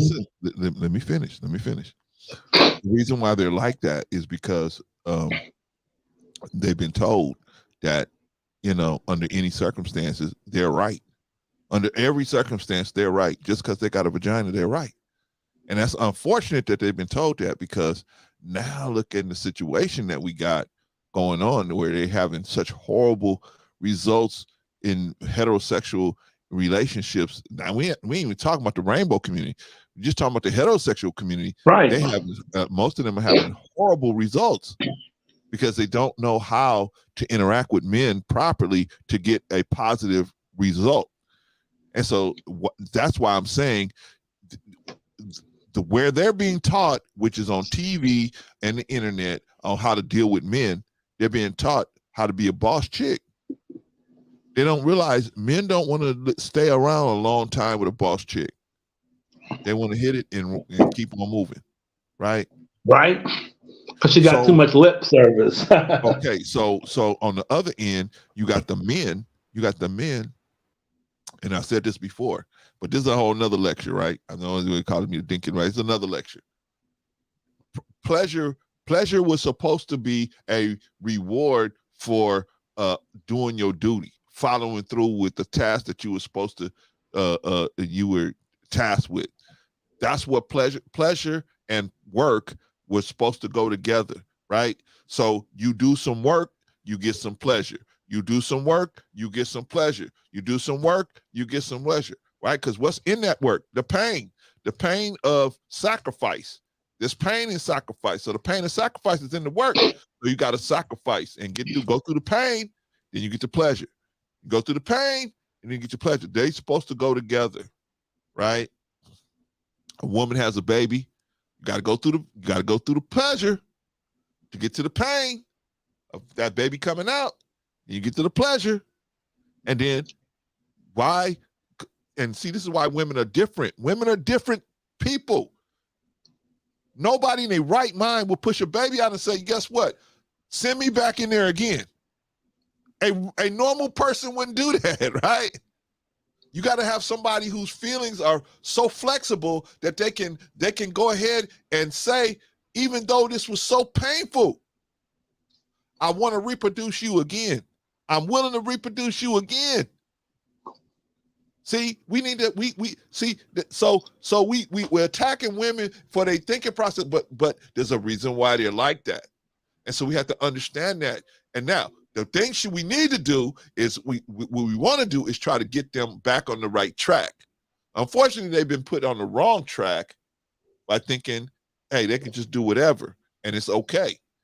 A man is supposed to be willing to give his life no matter what bullshit that's being done out there, right? So that's an unfortunate lesson they've been told. They've been taught from Love and Hip Hop and all this. Now, so I just want us to understand why women are so volatile.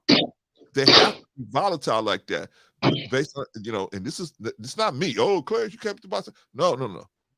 Mr. Farrakhan broke this down real good one day. They have to be volatile because a regular person, you or me or Vaughn, none of us, even if it brought life, man, if we go through that much pain of pushing a baby out, we say, that's it. I ain't even having sex no more, right? That's what we would do, right? We normal people. We're regular people, man. But a woman is different. Her normal is that volatility because she has to be volatile like that to produce, like to bring life into the world. She have to be. Shout out to Marcus, man. Shout out to Marcus back in the building. Well, I mean, okay. Yeah, I understand what you're saying about that. But like I'll, reiterate. Or do you disagree? I don't feel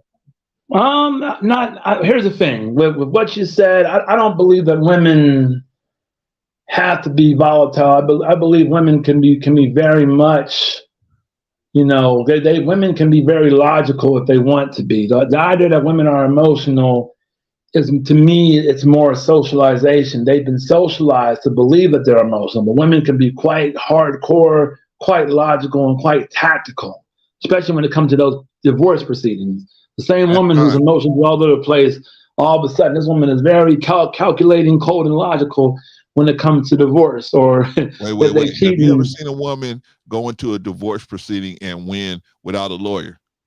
It's not the woman it's not the woman that's cold. That's what I'm saying. She went and got a lawyer. That shows you right there. She's very. Women can be very tactical. They can be very intelligent. They can be very logical.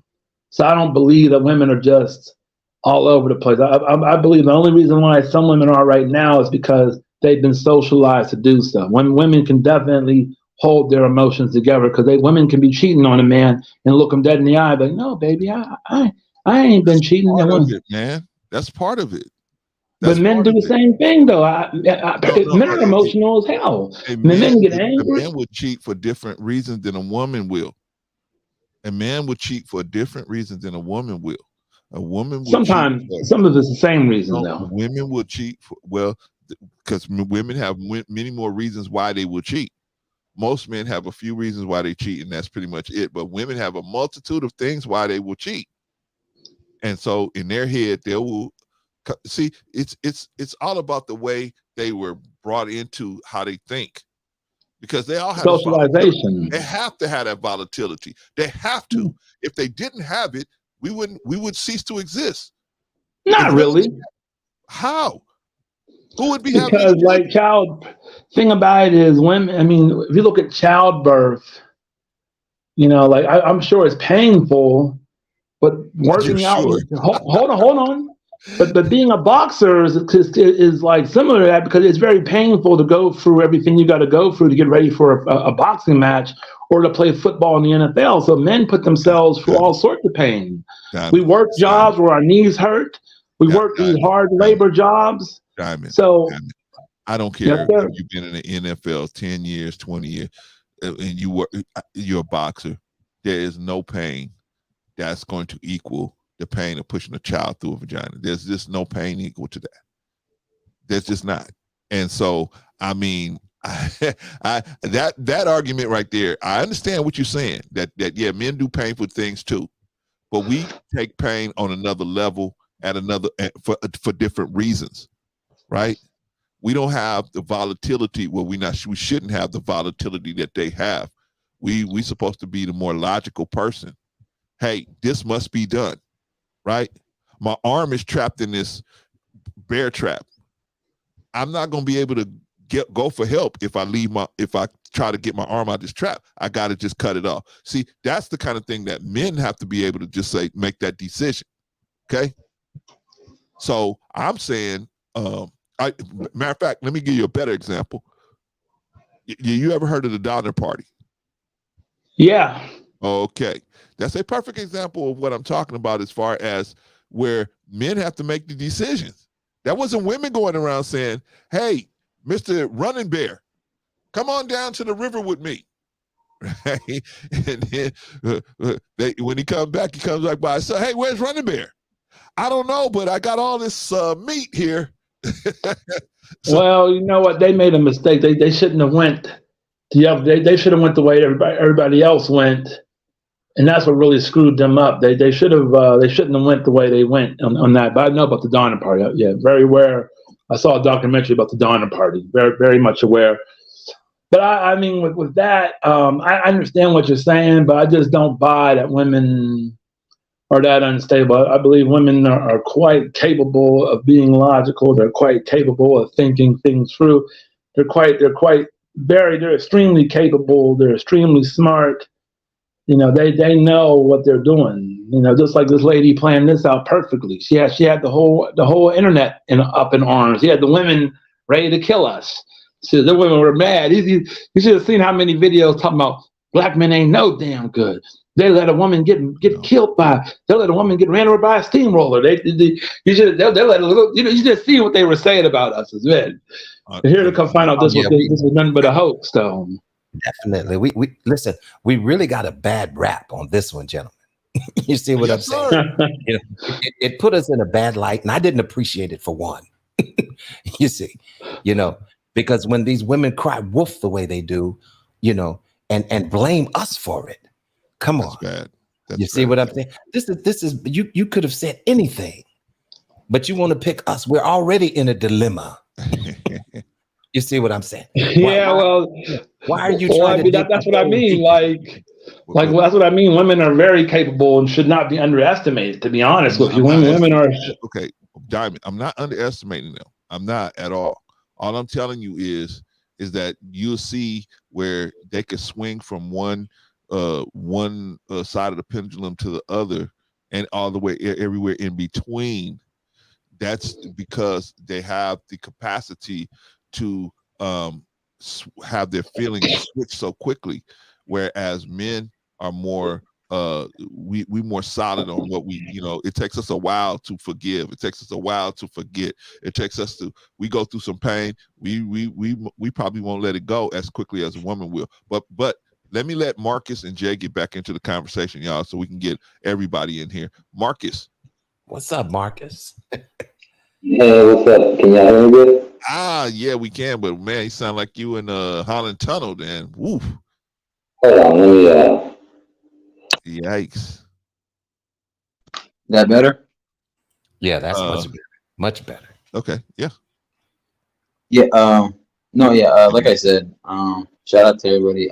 I heard about this issue. This is a video that was going viral for about the last 2 weeks or so?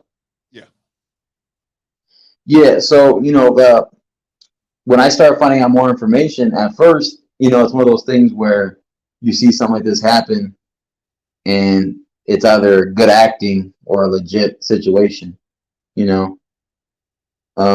So when I looked at it first, I thought it was a legit situation. I didn't take a step back at first, but I did then eventually when I started hearing more buzz about people in the comment sections of that original video. It was unfortunate because, you know, it takes away from the real people who are real victims of assault and, like, you know, domestic violence and battery and stuff. And she clearly, she had intentions, she capitalized. I get what the other gentleman on the panel was saying. Yeah, she was doing like the logical steps, but it could still be through, I'm gonna go agree with Brother Clarence, through emotions. You know, one of them was clear for monetization, for desperation of maybe money, desperation of attention, which is in fact in itself emotional, you know. So, you know, with this lady, I don't really know much about her. All I know is the fact that she did this before, and that supposedly, and maybe Brother Vaughn can vouch because he was in the medical field, she injected herself in the face with something that got her face swollen. Yes. And that caused that reaction to where it looked believable through the outside. And a couple of questions that I had myself was, first of all, there's no people like around in a circle, you know, saying, oh, dang, or like, what happened? Like, are you okay? You know, because some people won't just stand there. Some people will clearly just record. Others will watch. Others will be like, hey, what's going on? Are you okay? You know, I don't believe we live in such a dark, cold world. We do live in a messed up world, but I don't believe it's completely gone. And then the other, I didn't see no paramedics. I didn't see no cops. I didn't see I didn't see a video camera footage or some type of CCTV where on the corner of a street light or a gas station or something, you know, there was people working. There was people still walking by like it was a regular day at night in the evening. Yeah. That caused me some red flags in itself. However, her tears at some point from me as a person not knowing anything, and this is just a general audience where we know as news, it brings people together for whatever reason, whether it's a kid in a little pot in a war zone or it's like somebody that's struggling and suffering, whatever, it appeals to our emotions. So, you know, I saw that and I was almost believing her until, like I said, I took my step back and put myself out of that equation. But I think it was wrong because she's clearly putting a bad light on men of, you know, ethnicity, men of color. It's, you know, you're putting them down in a way where just so you can make some money and some attention and clout. So I thought that was wrong, you know, clearly and morally. But like I said, some people don't have the same morals, clearly. Others have different intentions. So it's just a shame because nowadays it feels like clout is a hell of a drug, or it's worse than cocaine or something else. Yeah, definitely. Clout is one hell of a drug. I got to agree with you on that one. It's one extreme hell of a drug. Attention and clout got me hooked real bad. But yeah, you're right. And another thing too, the fact that she made, like, I guess on this one she had made about 50,000. I'm not know if that's actually accurate, but she supposedly made about 50,000 to 60,000 in an amount of time when the people were reacting, donating, and giving to her GoFund. Wow. You know what I'm going to do? I'm going to have my wife hit me with a brick, and I'm going to be like, there's women out here protecting me. See, my wife hit me with a brick. See if I can get $50,000 out of the deal. Don't do it, brother. Don't do it. Don't do it. You won't get, as a man. I need money badly. As a man, you will not get a dime. You will not get. It's not worth it. It's not worth it. You ain't got me on a donation. You ain't got me for 20 players. You should have been messing with her. Wow. All right, y'all. Let's get Jay back into the conversation. Jay, are you with us? Jay. I think Jay is drooling on the console over there. All right, y'all. Let's ask a question, man. Based on this situation. Now, I've already asked the question, if somebody came up to you and said, hey, I need your help. I think we all agree we would take a second look as opposed to just running and following some chick, you know, to help her, right? I think we would all say, hey, well, you know what? Let me call 911 for you, right? We would at least do that, most of us, right? Okay. Has this affected how you would deal with a young female. Oh, there he is. There he is. He's awake now. Welcome back, brother. Welcome back. Welcome back, man. As it is written, he shall return, and he has risen. That's right, man. We definitely are in need of your opinion, sir. Yeah, man. What do you need my opinion on? Sorry, y'all. I had to take care of something for a second. Okay, let me ask you the question. I'm going to ask the whole panel. I'm going to ask the whole panel. Has this affected how you would deal with a young sister, maybe between the age of 12 and 16, 12 and 18? For example, young sister runs up to you, hey, Mister, somebody's trying to hit me. Okay, so based on this woman's bullshit buffoonery, does it change? Yes. That's the question. Yes, but it was already bad, I guess. But this makes it even worse because, I think, God, who was I talking to last time we did a part 1 for this? Reducing credibility of anyone who makes a false claim, trust me, is bad because now it's just like people who lie about men. So, God, I'm gonna dance around that word. Men who are supposedly assault ladies or things like that. It falls in that same category for me because, like I said, it's not that I don't believe you. Trust me, you're reducing the credibility every time you make a claim like that, which is very false. Was what this lady did. And the thing is, when you cry wolf next time, we ain't gonna be able to help you. Because at that point, I'm like, listen, whatever, I don't care. But trust me, what you do has an actual effect on kids, teenagers. I won't say adults, because adults kind of know where they fall in that line. But it does, like I said, it ruins a lot of different things here. Like I said, because when you've done that, people trust you less. And also, how do we distinguish the ones who are lying and the ones who are telling the truth? That's a good point. So, good point. I'm not a judge, so I can't get the mallet or whatever we want to call it, anvil, and just freaking say, yo, listen, yo, she's lying, he's telling the truth, or he's lying and she's telling the truth. So you have to look at both spectrums, both sides of the spectrums. And the thing is, I think I really need to hammer home, at least for Brother Clarence. This is me. We can't go on with this false pretense of guilty before innocent. It's supposed to be innocent before guilty. Because when you grandstand it like that in front of everybody, that makes you, at least for me, that tells me that you just want to hop on the wagon, not really to try to find out who, if it's the truth or not. Of who's actually at fault. Because you condemning somebody. Because like I said, when you get condemned by the people, that's how it is. Nobody cares. And that's kind of the more so I guess you could say the scope of what we're dealing with right now. But that's my answer to that. Like I said, just for everybody, do better. Well, say everybody, men and women, do better. On both sides of the spectrum. If it really happens to you, let someone know. For dudes, oh God, you gotta have your bells and whistles on, but you need to be able to extrapolate that very same courtesy whenever you are in a situation similar. I guess whatever befalls you. Let me say that correctly. If it befalls you, just make sure you got your proof with you. You're gonna need it more than probably the lady. Because people will just believe her off rip just because she is one. So, we had this dumbass witch. That's what I'll call her. I won't use cuss words. But yeah, other than that, Brother Clarence, I think that's the best answer I can give you right there for that.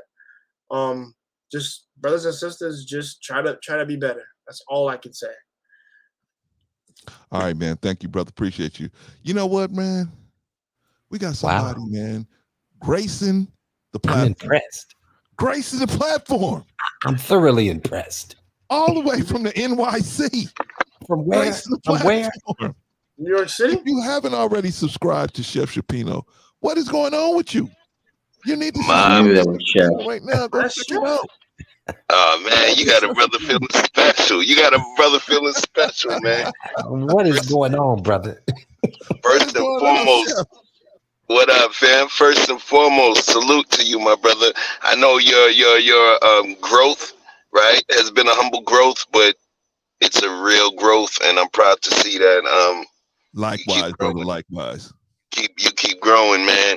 You know, I just pulled up to the crib, but I saw you were on, and I saw what you were talking about. And quite honestly, I'll say this.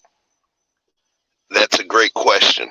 All right? That's a great question because I'm going to connect it to the Carlee Russell situation, the Carlee Russell hoax, right? Okay. There was a question that I had asked, but to preface that question, I put a couple of fact points out. We recognize that we understand that within the first 48 hours of somebody going missing, after that 48-hour time frame, we know it's harder to find that person. We know that the percentages of finding that person safe and alive and fully intact, it decreases after that 48-hour period. Correct. We also know that, now I won't even say socioeconomics, but we talk about just the social aspects and the social prejudices that exist for our Black women. They get flued out. They're supposed to be the hoes. They're the twerking technologists of American culture. They're this, that, and the other, including the stuff that our brothers put out within the entertainment industry, right? So we know this. We know when you get a sister missing and then you get a Gabby Petito comes up missing, we know where a good amount of the resources will go, right? Yeah, correct. Cool. That's the fact piece. So now let's really talk about it. There was a question that I asked, and it was a question that in sense people, it was meant to, but it was a question to really ask. And the question was, understanding all of those facts that we just talked about, and understanding the negative impacts of Carlee Russell's hoax upon the Black community. Remember, she became our family. We all posted her. We were looking for her, right? So now, considering all of that and considering now what that will do to the community, the first responders, the cops, and everybody else that's responsible for looking for another sister, the fact that we have 2 hoaxes in a row, right? What that does is that makes the other folks not as proactive and not as vigilant. When the next thing comes up, they may just want to sit around and wait 72 hours to a week. Agreed. Right? Till the cat's out the bag or the other shoe falls off. So now, here's that question, and it's going to inflame some folks. The question is, if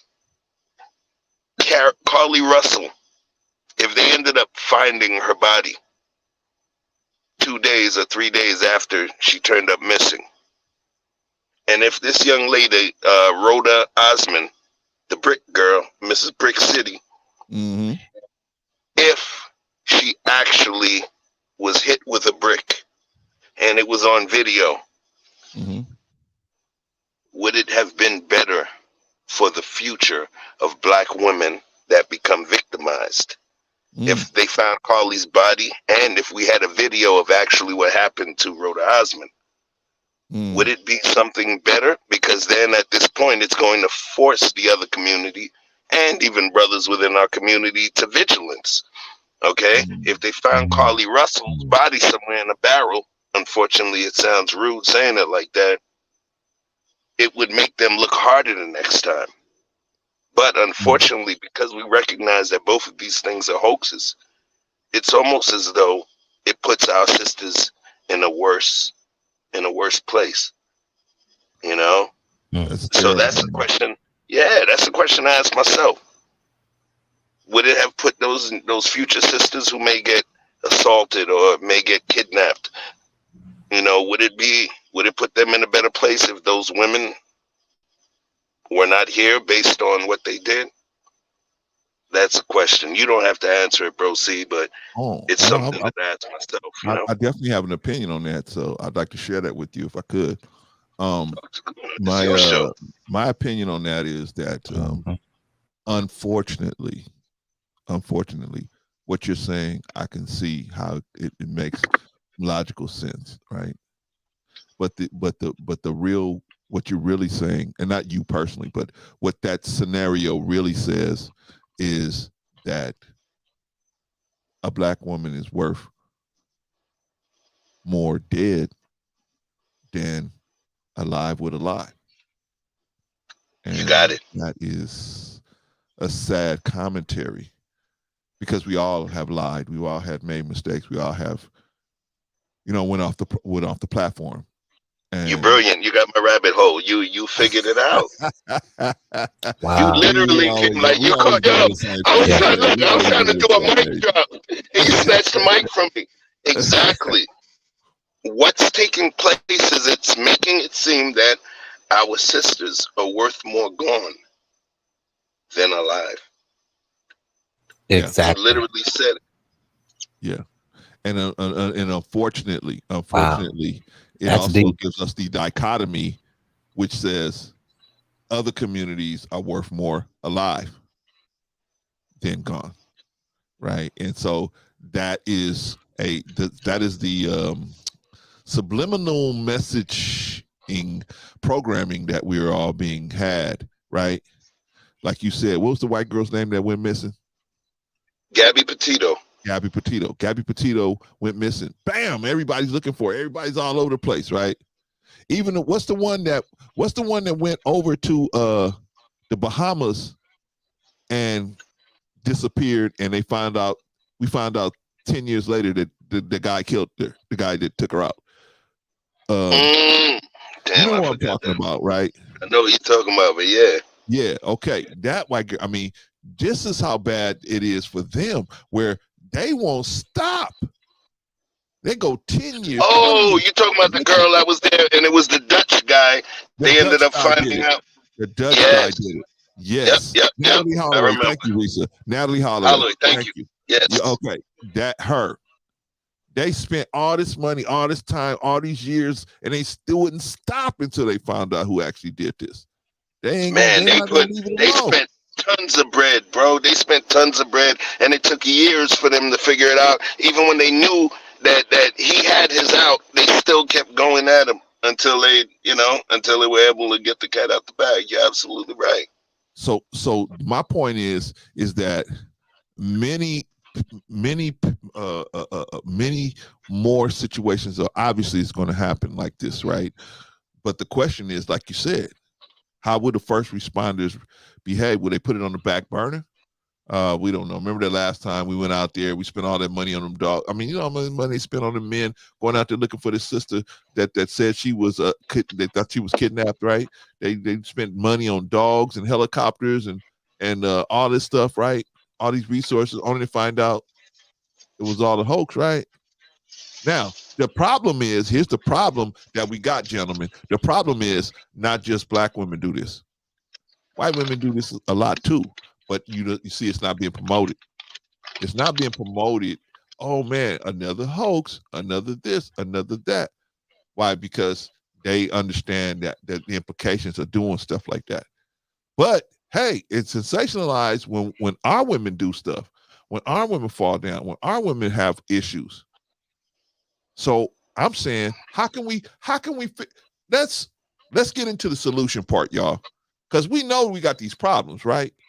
What are some things that maybe we could do to encourage our sisters to not do something like this?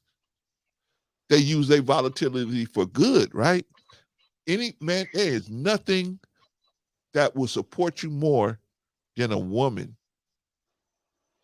Nothing more. No one will support you more than a woman that is on your program, man. When she's on your team, flaws and all, right?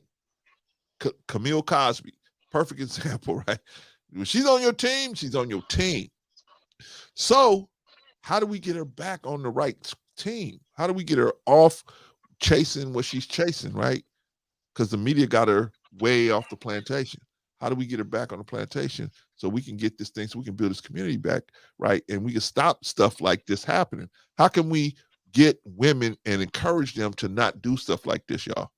And I'll take that comment from anybody. Anybody can jump in. So let me drop this one on you because I'm about, I just pulled up to the crib and I was making some dinner. So let's say this. Oh, you good, fam. So how do we get, I'm going to use the way that I ask myself questions and the action steps.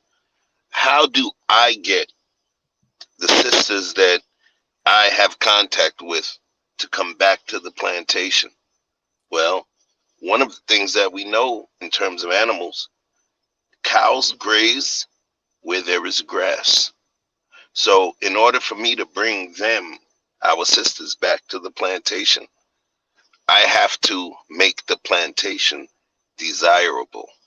The same way when we got the brothers talking about needing the women to submit. Remember, the women that are submitting is just like somebody that's signing to an NBA team. When you submit, you're submitting to that coach. You're submitting to that system. You're submitting to that role that you have to play. And you trust within that system that everybody else is going to play their part. So, quite honestly, if we're trying to draft them or bring them back to the farm, we have to make the farm desirable. Because guess what? They've been teaching the sisters for the past 20 years. I can do bad all by myself. Yeah. So at some point, we have to appeal to their levels of humanity and even the simple levels of humanity. They say grass is green on the other side, so green your MFing grass so that she can come back to our side. Feel me? Agreed. Go cook that sandwich. Look, yo, Marcus, I made some pierna de pollo, so you already know, bro. Hey, man, these young right on. Don't forget the salsa. Slow smoke. Man. You ain't I got that on the smoker sandwich, man. You put them in such a zone of comfort and stability, man. That sandwich comes without you even saying anything, man. in the words of RZA, bang bang. Yo, I got nothing but love for you, bro. C, you know what I mean? You were part of my beginnings on YouTube, and I'm glad to see you doing your thing. And you always have my support. My home is your home. All you got to do is kick the door in and kick your shoes off, and we straight. All right. Same here. Appreciate Vaughn, you. Thank you, you already know, my brother. Sir. All right. Marcus, you already know, hermano. Yo, Takashi, where were your parents born, bro? They were born in the South. Oh, okay. So you say, I don't know why, but my parents are Haitian, and I was getting the Caribbean vibe off of you all the time, man. You look like one of my cousins, man. But yo, fellas, hold it down. Great conversation, and I'm gonna be watching, man. Thank you, brother. All right. Peace, love, and light, y'all. Appreciate you, man. All right, man. That's our brother, Chef Shapino, man. Shout out to Chef, man. If you haven't already subscribed to Chef Shapino, man, what are you doing, man? You crazy. Go on over there and subscribe to the brother, man. That's the brother that gave me, Vaughn, and Patrice, and Rico the name Advisors. Oh, yeah, he did make that video. He gave us the name The Advisors. Right? Is that where that came from? I was wondering where that came from. We gonna make that t-shirt. Shout out to Big Rick Slabs. He said, "I rocks with the Advisors." We gonna make but you know what, Brother Clarence? Yes, sir. Brother Clarence, to answer that question, and I think that Chef Shapino did an excellent job, of answering that. What can we do?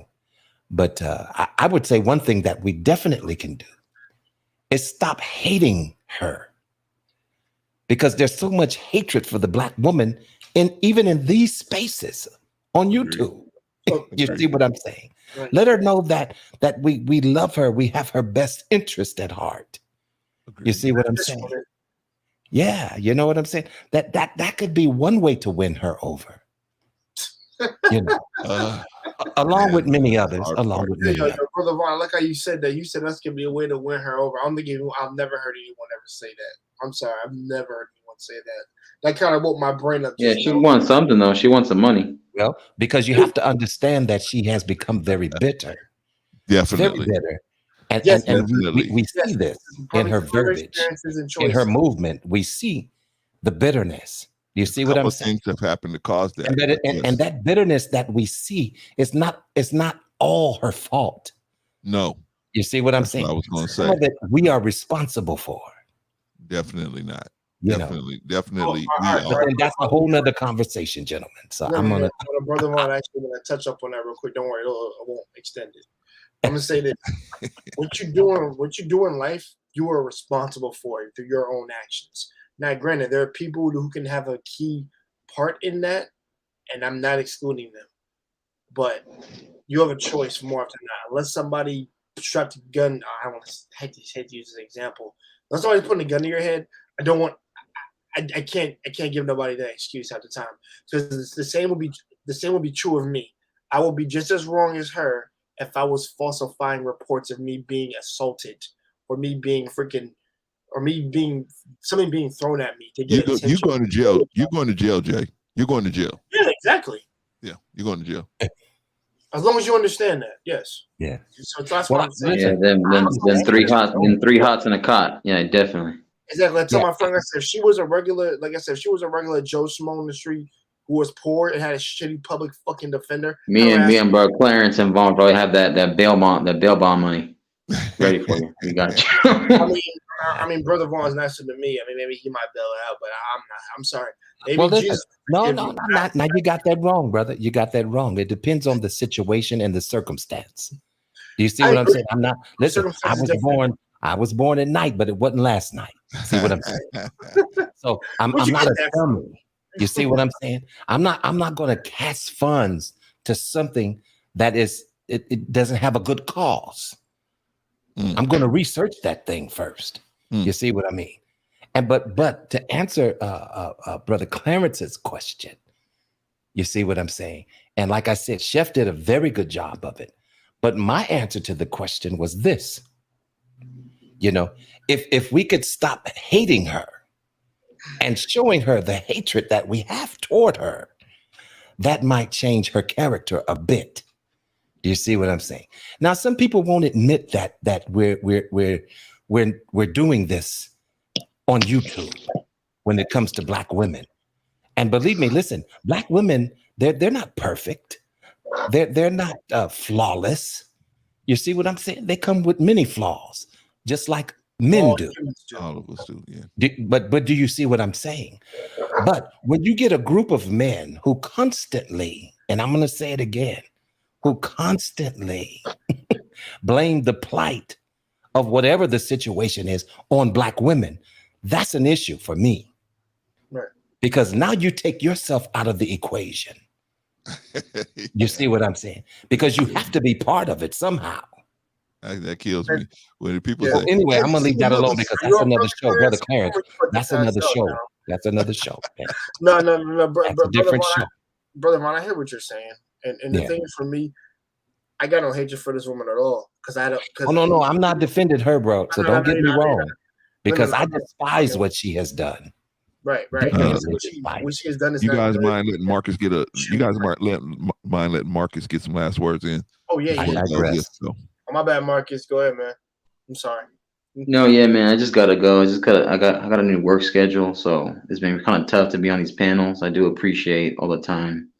You know, every time you guys allow me on these panels and just, you know, hearing you guys conversate and putting the work in still and having time to be from your daily lives and be on here on these platforms and give some type of conversation, something, you know, other than the typical stuff that they try to display on these internet streets, you know, we call quote unquote entertainment. So I just appreciate the genuine conversation, genuine people. So, you know, like I said, I'm always grateful for Bro C letting me on these panels, as always. Show home. And yeah, definitely, yeah. And you know, like I said, I know I've been in and out, trying to check in on people and stuff, and I gotta check in with my advisors. You know, I feel you. So, you know, and I appreciate, you know, like Vaughn, Jay, and the new gentleman. I don't know your name, but nice to meet you. Marcus is my name. Yeah, man. So like I said, always gonna be a moderator in this chat. I like to support Bro C. He supported me. He's had my back. Vaughn as well. Jay, we go from the beginning. These internet streets. Yeah, man. I just think, like I said, people can be very impressionable people in, whether it's outside or in these spaces. They can be very impressionable. They can, play with people's emotions.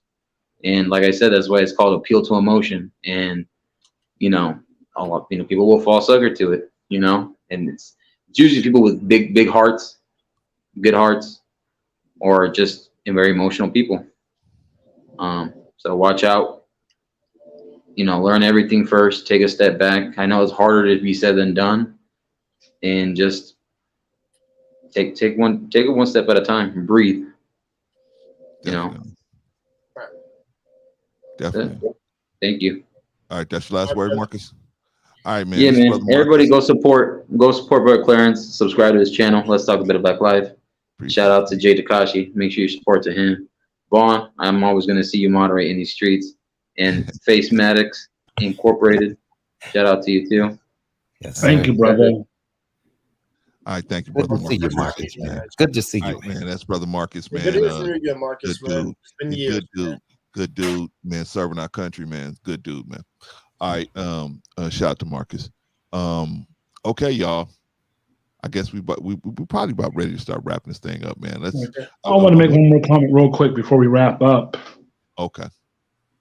I don't think this is really going to destroy the idea of Black women being protected, because we still have a lot to unpack, whether this event was real or fake. To me, in a lot of ways, it doesn't matter, because this brought up the issues, and this allowed people to express how they were feeling on both sides. So it's good that this happened, because it got people talking and sharing their viewpoints and opinions, and then we learned where a lot of people stood at.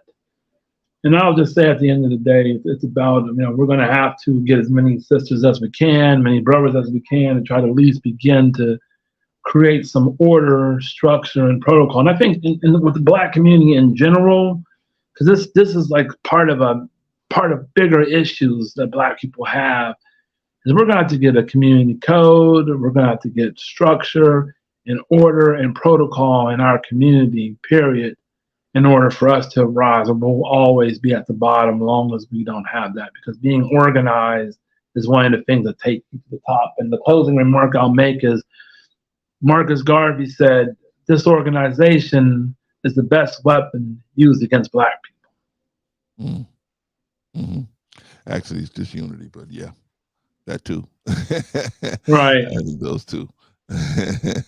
So when you say unity, I think we need to look at that as well, because we all need to be on the same page. When something happens, correct, we know exactly what we're supposed to do. And the problem is everybody's all over the place. We're scattered to the four winds of the earth. Correct. It's going to take a while to come back. But those of us who are worth it, we're going to have to come together and really get some ground rules laid. It was like a situation I told you earlier. When no women stayed in the middle of the street and refused to move, if the cops wanted to move them, then we would have been responsible, and we probably would have got beat up and arrested, or we would have got tased trying to protect them. They didn't. It's just something that happened, and they just did it. And I wish they would have talked to us first, because we weren't even prepared to really protect them. So but those were our sisters. So those were our sisters. We're part of a conscious group that were doing some protesting. Those were our sisters. So we had to step up and do what we could do. I get what you're saying, brother. I do. I just think that the sisterhood they don't even know who they are. They don't know who they are and the power they possess. They just don't know. They have no clue. They've been stuck, and they've been fed this line, this tantric line. Pleasure, pleasure, pleasure. If it's not pleasurable, if you have a situation where it's not pleasurable, then you need to leave, right? What marriage is pleasurable 100% of the time?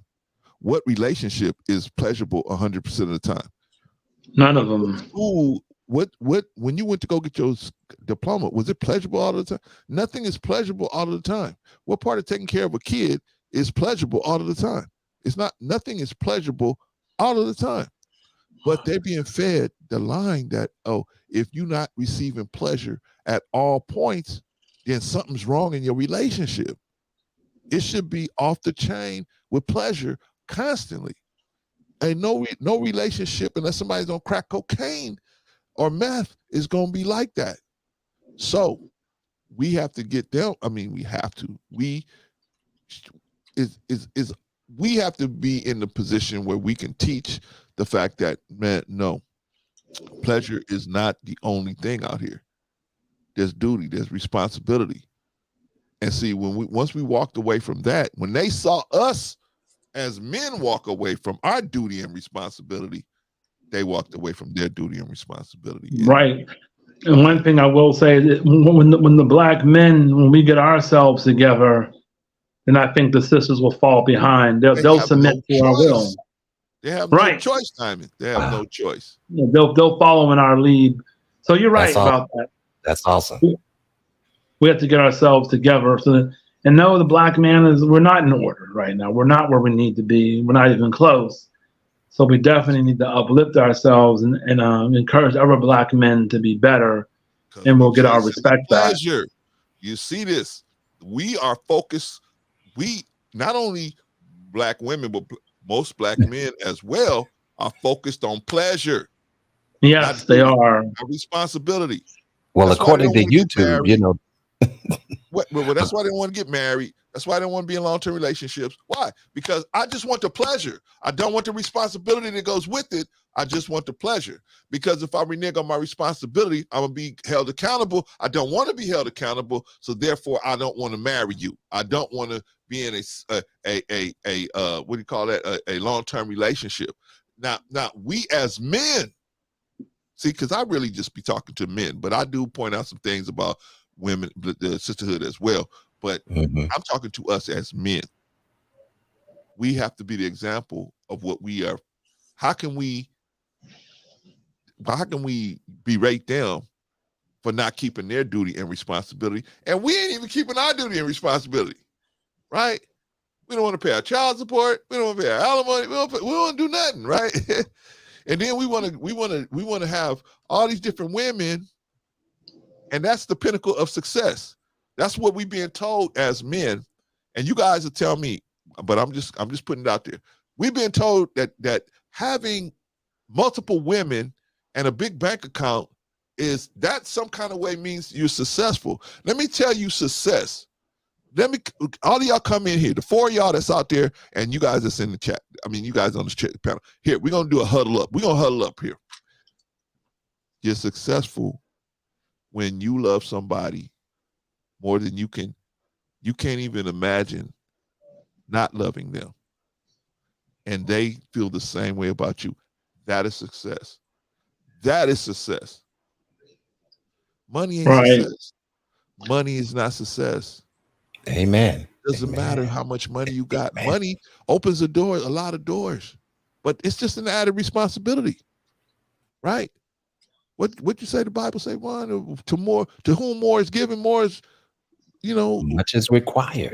Much is required. Much more is required. That's right. Right. Right. But we want the money without the responsibility of how to spend it, save it, invest it. Right. We want the pleasure of being able to, because in this society, you can use money to change people's emotions. Hey, I'm gonna give you. You see 50 Cent, I'm gonna give you $5,000. You hearing the, getting a chicken dinner in the line. I'm gonna give you $5,000. People go, oh my God, oh my God, oh my God. Right? You see the lotto winner, they win $1 million. Oh, I won $1 million. What? They're like, hey, where's your wife? I don't know where she went. Maybe I knocked her over when I put my arms out. But hey, we won $1 million, right? Right. Because we're being told that this is so. I'm gonna bring it home, Diamond. Then I'm gonna let you speak. So that is where we're at as men. Now we gotta drop that. And that's going to be a hard sell. That's going to be a hard sell because our men think that you a man by the number of women you sleep with, by the amount of money you got in the bank, by the kind of car you driving. They consider those things as I'm successful. So we got to change the definition of success as a man. Now I'm done. Go ahead. Whoever wants to go ahead. And the thing I was going to say is, when you think about that, when you talk about, it makes me laugh when black men will, parade how many women they slept with, how cute they are, and all this nonsense, threesomes they had, and trains they ran on, girl, and they're bragging. And I'm thinking to myself, there are so many things that are way above that.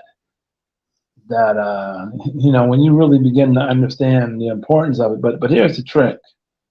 It's easier to convince two women to have a threesome than it is to convince one woman to stay with you for 20 years, 10 years. That's the hard thing to do. With you with that. Huh? I disagree with you on that one. How? Because I don't think the average woman would be more apt to do a threesome than be in a marriage for 20 years. I don't think the average woman would do that. You don't know the average woman then, my brother.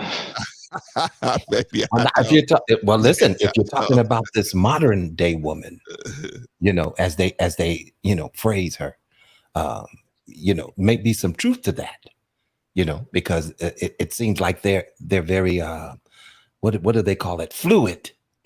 Open. Well, what I meant to say, Mr. Clarence, is let me rephrase it. It's easier to find two women to have a threesome with than it is to find the woman that you can be with for 10, 20 years. You know what I mean? Because once that threesome is done, it's done. But when you talk about building a marriage, you have to be able to charm, seduce the same woman over and over and over again. You have to still keep the marriage exciting. You have to still keep her happy about you. And that's harder to do. Agreed. Because when you sleep with all these women, you're building up a short-term connection that doesn't have to last that long. But when you're dealing with someone on a long-term relationship, it's going to be harder to keep her excited about you. You have to really be awesome to keep her holding on to you for a decade, 2 decades until you get old. Yes. That's what I was trying to say. Now, I agree with you on that. But here's how you can do that.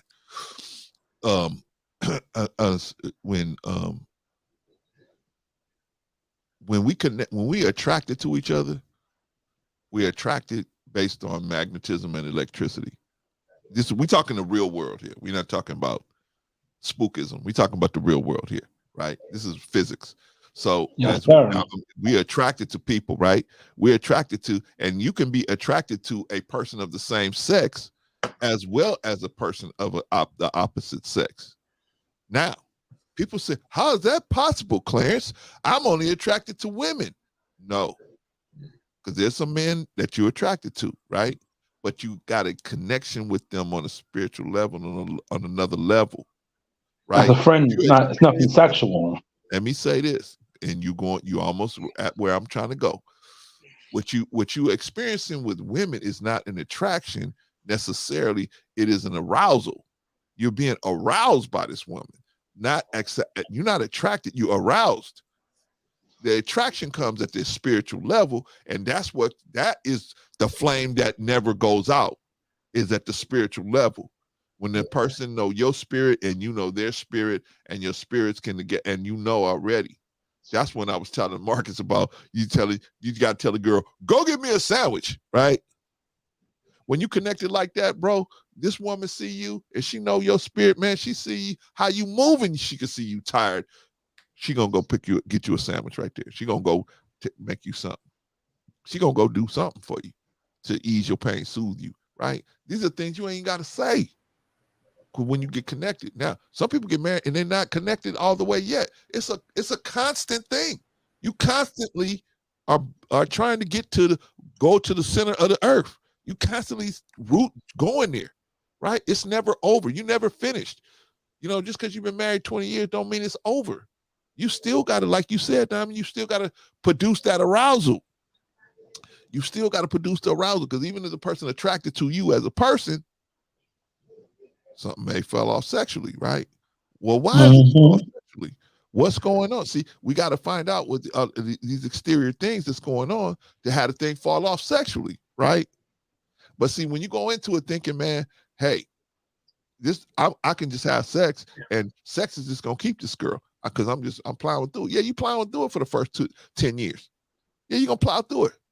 But at some point, man, you're gonna get serious about your career. You're gonna get serious about raising these kids. Something's gonna happen to slow the thing down. Is everybody gonna be on the same page with that?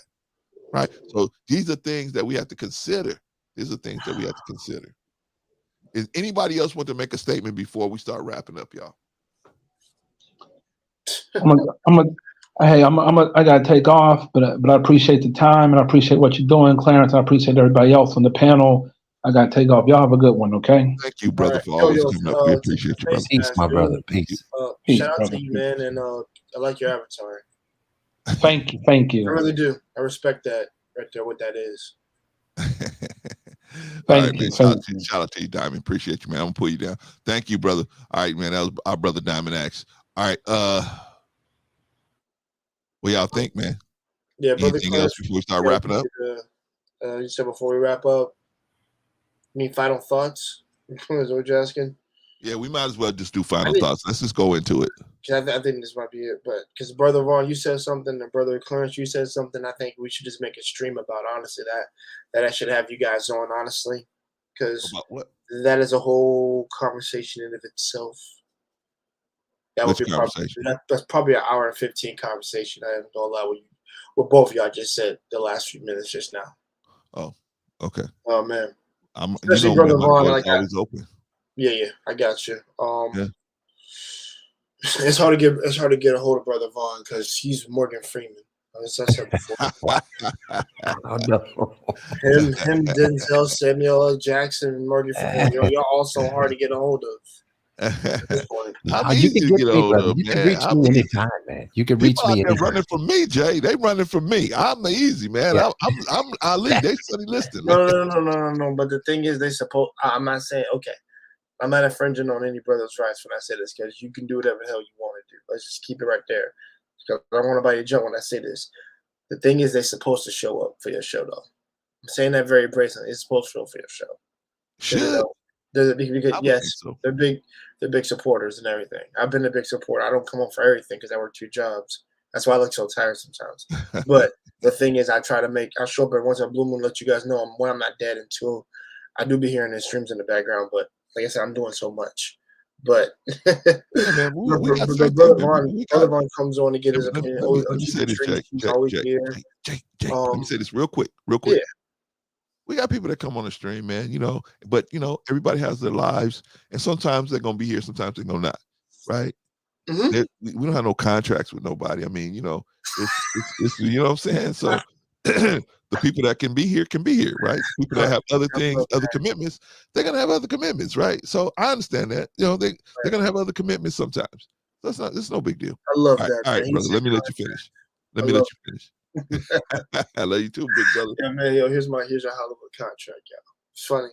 No, but last words I'll say, because I want to put Brother Vaughn's mind at ease when I say this.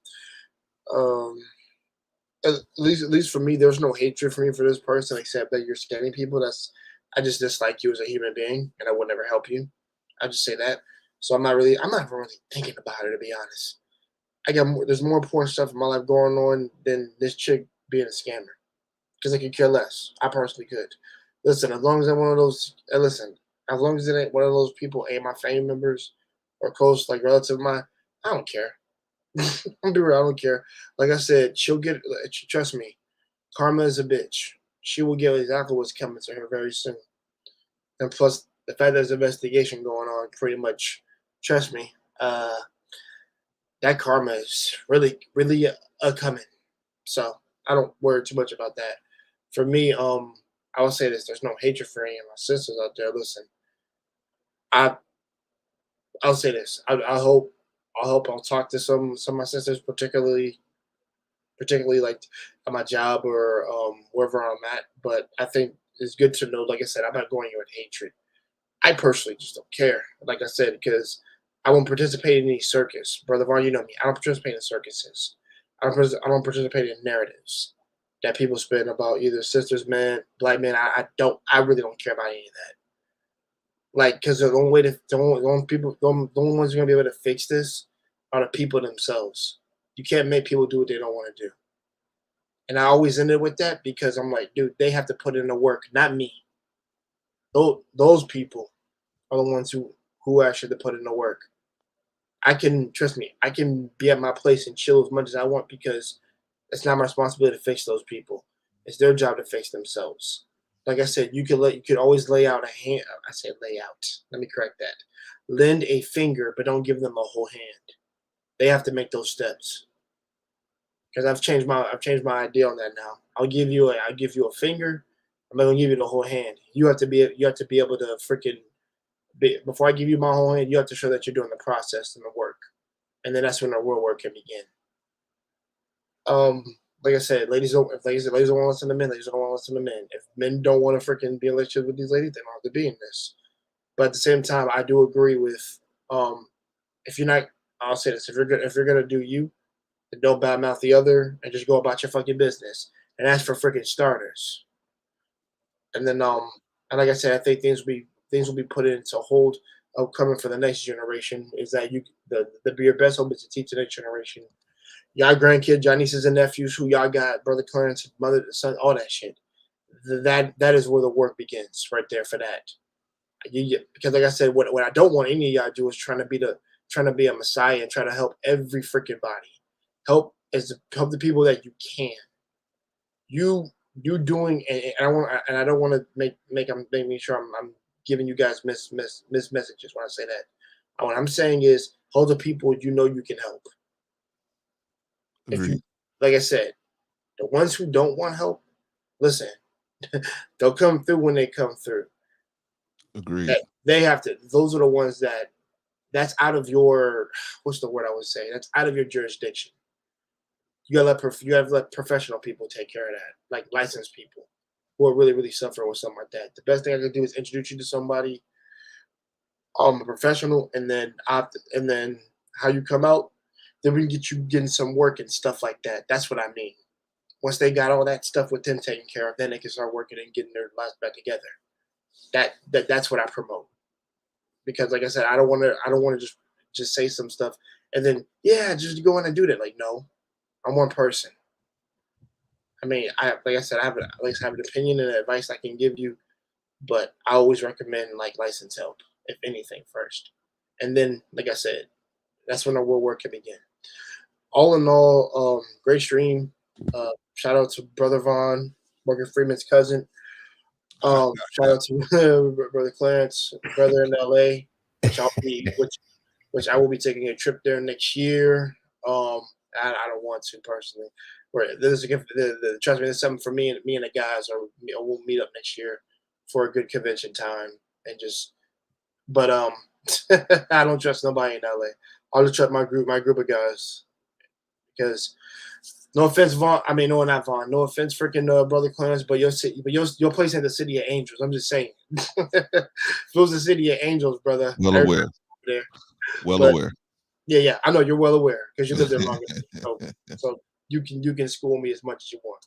I'll hear you out. But thanks for having me, y'all.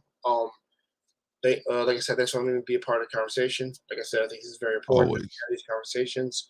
Like I said, I need to join more of these more often. Like I said, guys, I'm technically just working 2 jobs right now. So just trying to build up my money, build up my just my mental fortitude right now. So if I seem out of it, that is that reason. So can't apologize for that. Like I said, but all in all, y'all have a great night, man. And by all means, just a little side advice. Don't drink coffee all fucking day. You drink coffee all day, your stomach will hurt, or you might as well be a freaking Tom and Jerry character to me in my brain, because you talk really fast. and I can't comprehend you. I just ran into those just this morning.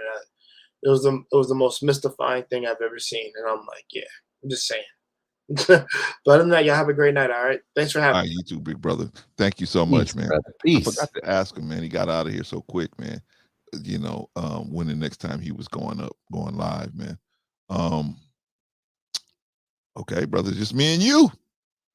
Just me and you. Yes, sir. Yes, sir. Wow. Hey, Bavon, do you know what you're supposed to do with coffee? What is that? Coffee's supposed to go on the other end, brother. Wait, hold on. Pause now. Pause. I'm gonna need you to pause real quick. Yeah, man. Coffee is supposed to go on the other end. What do you mean by that? I mean, it's supposed to go on the other end to help unrestricted. Wait. Pause again. Pause. Just real quick. Pause. Okay. So what end are we talking about, Brother Clarence? We're talking about drinking coffee, Folgers. I know, but what end are we talking about? We talking about, okay, Vaughn, you only got two ends, right? Where some can go out, right? Okay, so you know, the exit ramp, put it like that, right? So you're talking about a coffee enema. Correct. Wow. That's what what it's originally supposed to be used for. And what's that supposed to do, though? And I don't know how we got on this topic, but let's go with it for a second.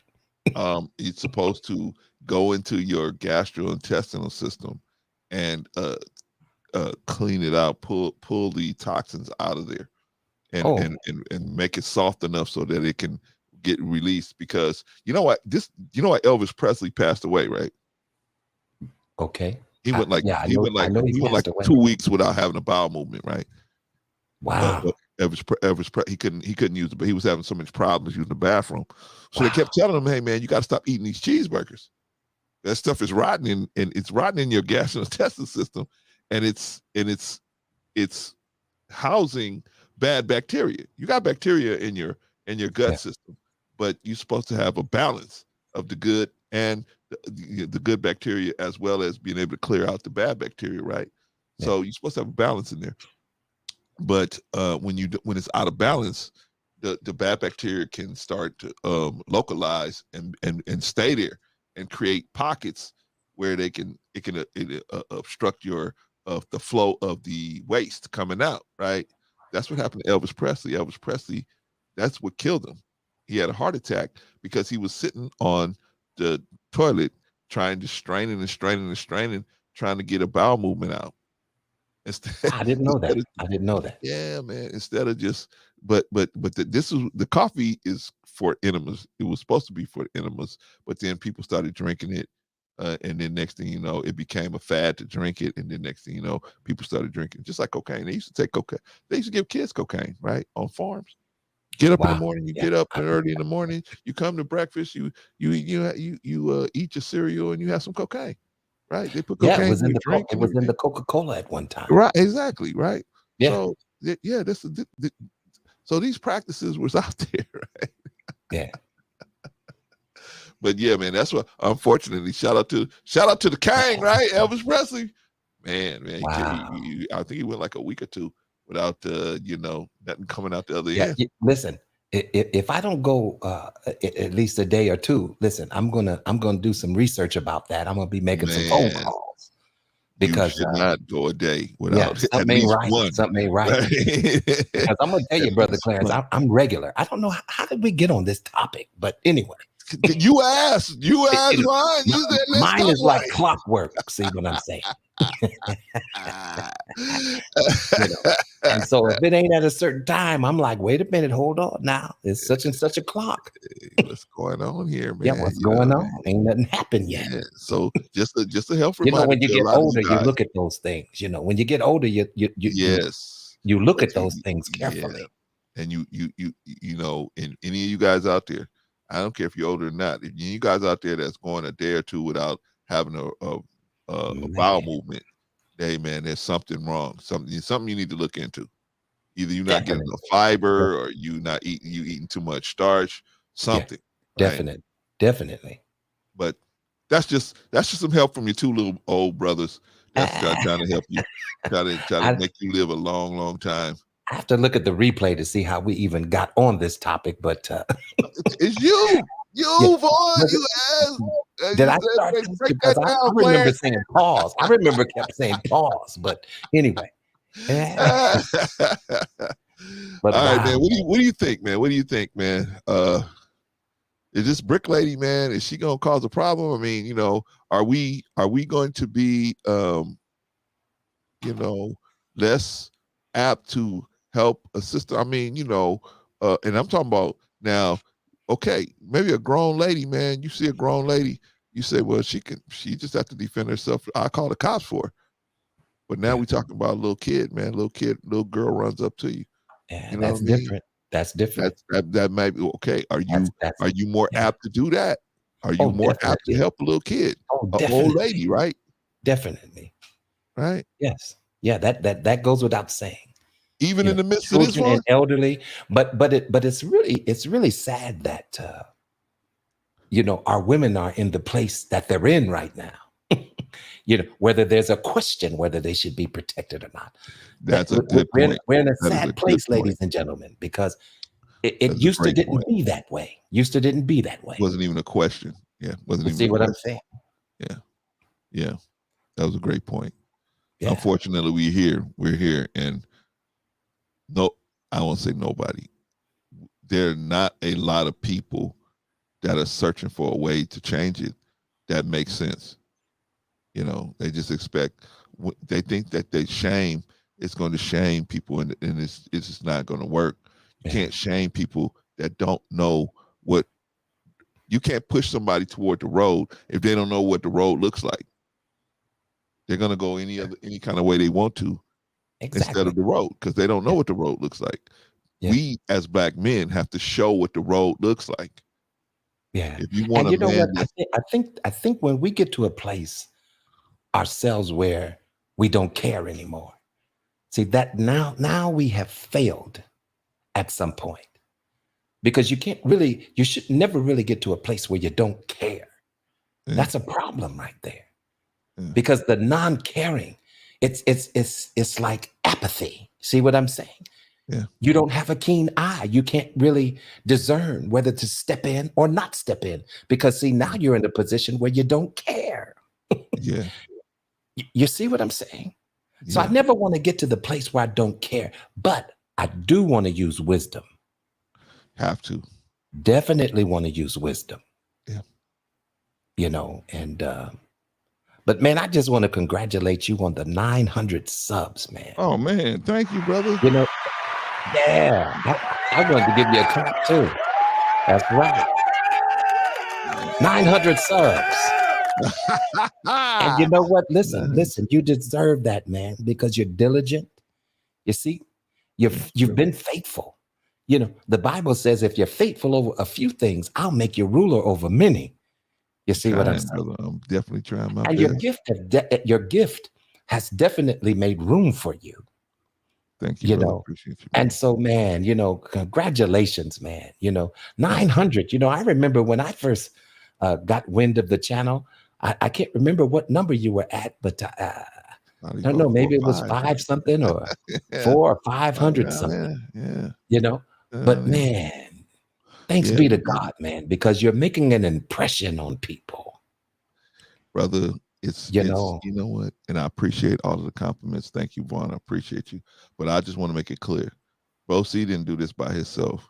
He had Vaughn, he had Patrice, he had Risa, he had Annie, he had Chef. Yeah, all these people, man, Rico, all these people that came over here that contributed to that. That 900, I look at it and I say, wow, I see, I say, yeah, I'm the face of the organization, but believe me, none of this would have happened without the rest of y'all. Everybody in the chat, everybody coming over here helping out, and man, just giving us a like. I mean, all of that, man. And some people come over here, give us a like, don't even stop in, don't put nothing in the chat, nothing. They just give us a like, because I do it. I know they do it because I do it. I go places and I do it. I hit up Critically Drinking and the Harris Tribe and stuff. I hit up a bunch of the people and just throw a like in there, right? And never even putting it in the chat. So thank you, all of you guys, for helping us to get to 900. subs. We appreciate all of y'all, man, for sticking around and listening to us and go back and forth. Not crazy behind. And you know what, Brother Clarence? Listen, what we have coming up is another fundraiser. Definitely. Definitely. And I believe that this particular time I think God's going to put us in a direction where we do something different, but at the same time, man, it's going to be awesome. Definitely. So, and I'm definitely looking forward to that because I believe that we can really help the community. You see what I'm saying? It may not be backpacks this time. It may be something else, but when we brainstorm together, you see what I'm saying? We can do that and give back. And I'm very interested in giving back to the community, you see, because God has blessed me, and I don't see a reason why I shouldn't be able to bless others. Yes. And even if God don't bless us, that's what we should be doing. He's already done enough. There we go. We should be doing it. We blessed with our lives. Our lives is a blessing, right? So if you got your eyes open. So, we are definitely doing it to help everybody else. And, the good we're going to get out of it is just seeing that we was able to accomplish that situation and make something happen and make, give everybody the things that we want to make them have. So, yeah, definitely, Vaughn. Yes, sir. Well, man, listen, another great show. Thank you for having me on. Always. And, you better be up here. You better. I'm gonna try to be up here as much as I can, but this has definitely been a blessing to me because, for a long time I was just in the chat only. You see what I'm saying? Yeah. And I tried to go on different things, and I didn't feel comfortable. But you created a space, man, where I felt comfortable to come up and share and speak, and so for that, man, I feel like I found my voice actually, at Let's Talk the Better Black Lives. Absolutely. This your home, brother. This is sir. You put some bricks into this building. So yeah, this is your home, brother. You always could come here no matter what and say, this is your thing, man. So all right, man.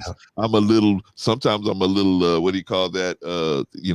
Picking my favorites, but that's just how it's gonna go, man. With people that actually got sweat in it and sweat equity into this thing, yeah, I'm gonna have a little, I'm gonna have a little more leniency that way. You know what I mean? So, and I appreciate brothers like Jay, Takashi, the young, definitely.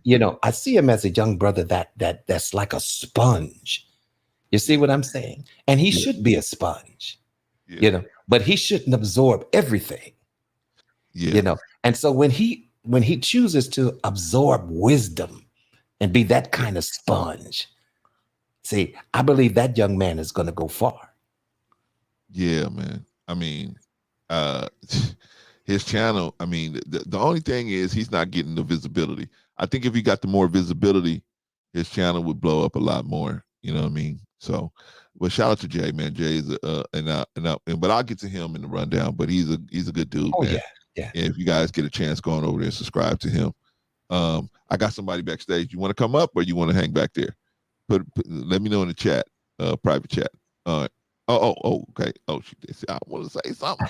Okay. All right. Hello. Hey. Is that Risa? What's going on, Miss Sniper? Yes. How y'all doing? What's going on, Risa? Good. What's going on? I wanted to say congratulations to Bro C, and I guess to all of us. Congratulations. All of you. That's right. All of us. We hit a milestone. It's so good to know that some people are listening and that we're reaching people. Man, yes. Yeah. I mean, it's it's a hard fight when you not and doing it the way we doing it, Reese, right? We not fighting. Yeah, we disagree with each other sometimes, but we're not fighting. At the end, we hug and kiss and go home, right? So it's not no, hollering and screaming and we gonna disrespect nobody or nothing like that. Yeah, so we doing it the way that most people can't do it. They can't do it this way. They either fall out or something happens or something. So, and let me tell you this, even when it comes to food, it tastes better when it cooks longer. Right. See what I'm saying? Yeah. You can't compare it to fast food. No. It took you a while to get to this 900, but guess what? Yeah, it wasn't definitely. quick. You see, it Right. wasn't like popcorn. You see what I'm saying? It wasn't popcorn. No, Nah. it was earned. It was earned. Yeah, but when it slow cooks, man, that's when it's seasoned. You know? Yes. Right. Yes, sir. Yeah. But I'm proud of you, man, and I'm glad that say, look, we even got Risa up here on the panel. Yeah, man. Yeah. Because this atmosphere brings about a certain assurance of comfort where we can Vaughn, that was come worth and 900 be subs ourselves. just to get Reese to come up here. Yeah. Yeah. Definitely. Yeah. Well, I want to thank y'all, man, for standing with me when the when the bread was thin, when the bread line was thin. It's thin now, but it was much thinner.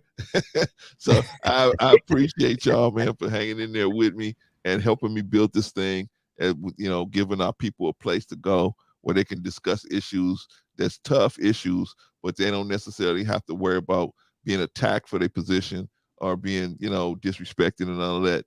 We got a place where our people can learn how to discord without, having the disrespect flying. So I appreciate y'all. I didn't do this by myself. I couldn't have been in the chat and doing this. So I appreciate you, Risa, you and Emil's, especially sniping people out of there sometimes. Hey, but it has to be done. Saying you have to have those enforcers to do stuff like that. And just like me, I had to enforce what I was saying up here, right?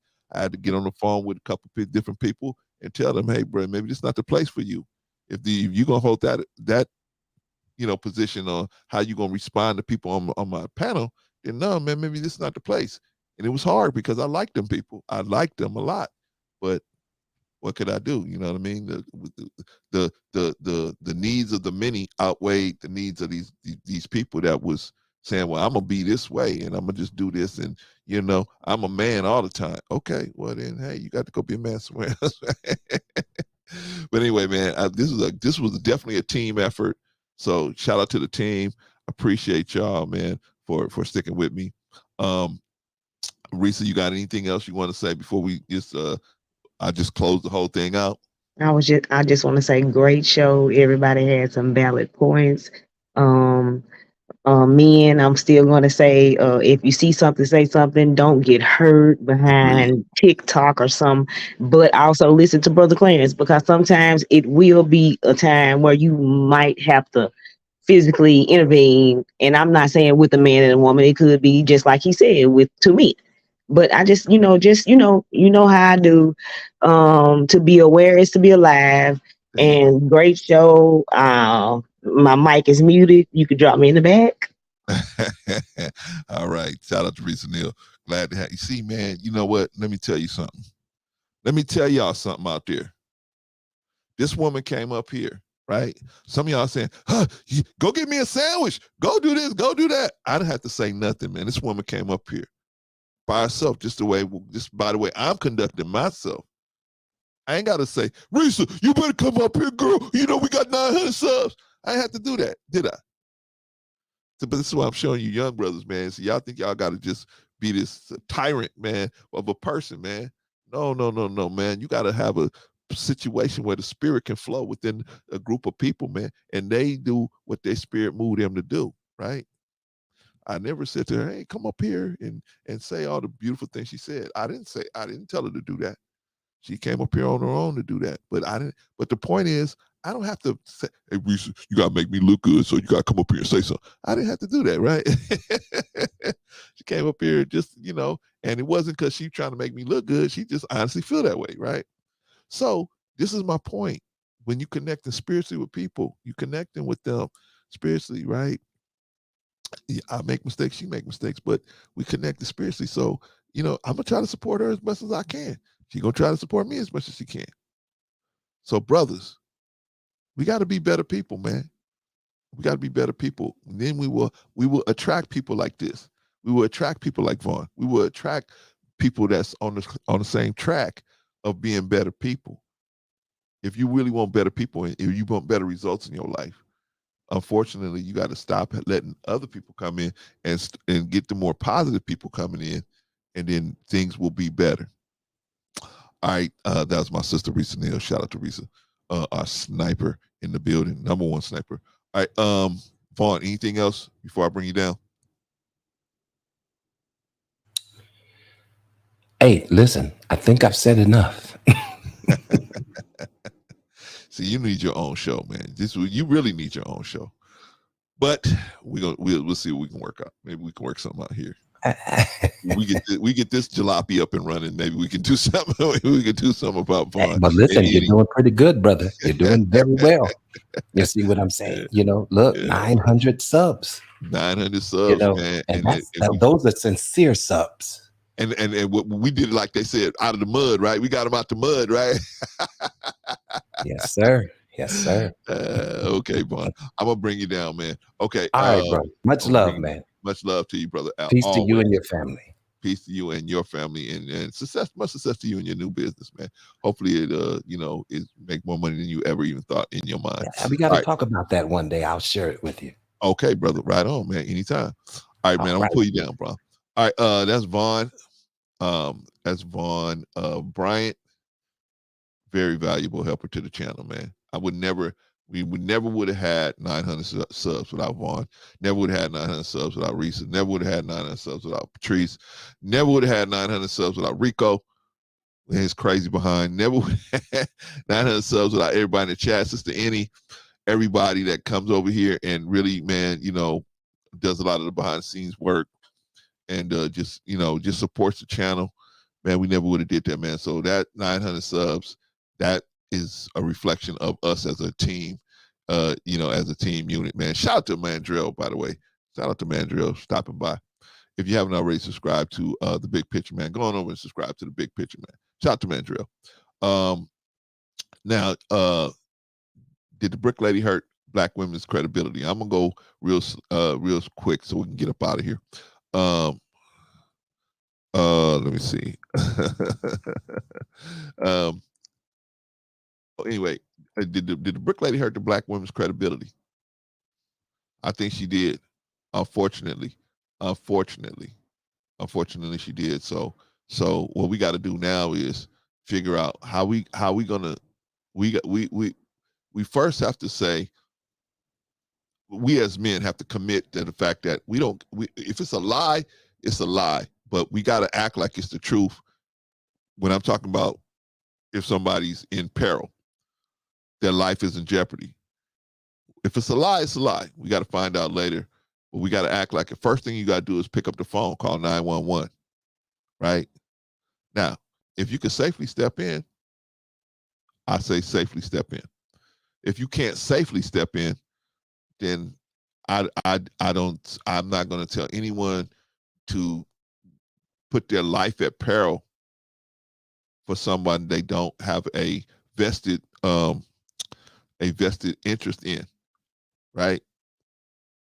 The only time we can do something like that, man, is we can even consider it is when we think that there might be a way we can mitigate the safety standards, right? The safety of the situation, right?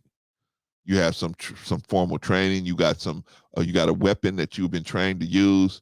You something like that you can mitigate. You know what I mean? I stopped a dude from ARPing somebody, right? I stopped the dude right out here in the broad daylight out here in Century City. Out here, I was working on Santa Monica Boulevard, right? Broad daylight from the Century City Mall. I think it's what they call it. Broad daylight, dude just knocked this chick over and started pulling her clothes off.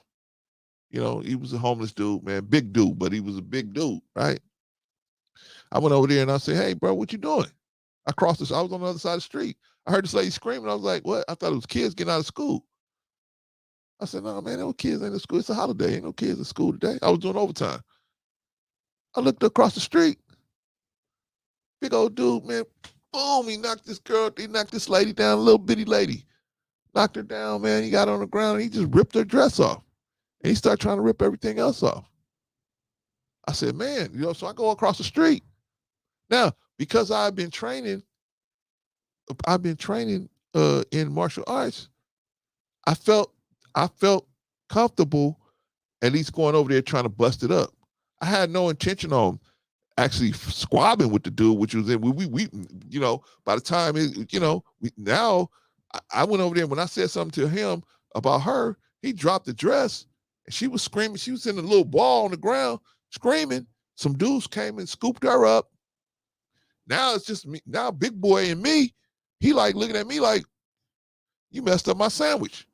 I'm finna get you now. I said, hey bro, what's going on with you, man? Why you do that? He said, I don't like people walking up on me. And he ran up on me. Oh, right. So now I'm fighting with this dude. Bow. I'm fighting with this dude, right? I mean, man, right? I'm 5'10", maybe at that time. Now I'm probably about 150 pounds. But at that time, I was pretty solid. I was probably about 185 pounds, right? I was hitting like a tank at that time. Bang, right? so I'm blocking this one, throwing that one, you know what I'm saying? Blocking that one, throwing that one, right? Cause me and this dude was scrapping, right? Right. And so but the whole point is the police finally came and everything, right? And so, but the LAPD came. But so the point is, I felt comfortable stepping in that situation because I felt like I could protect myself. I felt like I could protect myself. So but if I hadn't had that training, maybe just getting on the phone, calling somebody, right?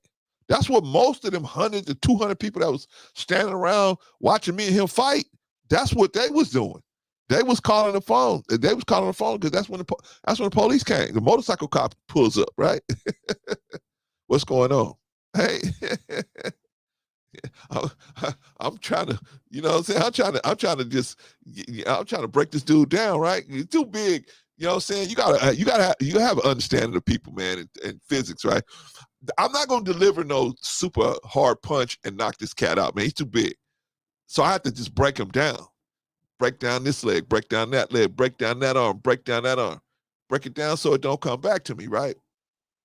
But this was what I was doing with this dude. He's throwing all these punches, and I'm just, the training. I just was like, man, like, you know what I'm saying? When you in the dojo, they come at you, boom, right? They hit you fast, right? But when you in a real situation, they come like this, right? You can see them coming, right?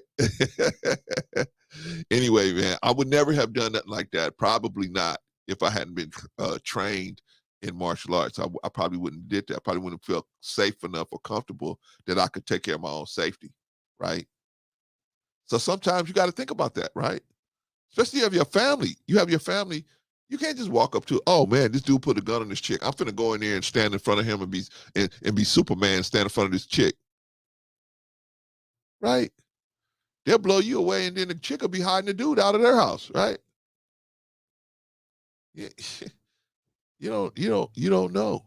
And then sometimes things can happen. That's why, you got to recognize when people are not right, when they're off, right? And you got to see, like the dude, the girl that was talking to the dude at the hot dog stand. You got to recognize when people are off and say, you know what, this hot dogs ain't worth this dude. But a lot of times it's pride. It's pride, right? You ain't gonna tell me what to do. You ain't gonna make me leave out the line, right? The men do the same thing. You ain't gonna make me step off, right?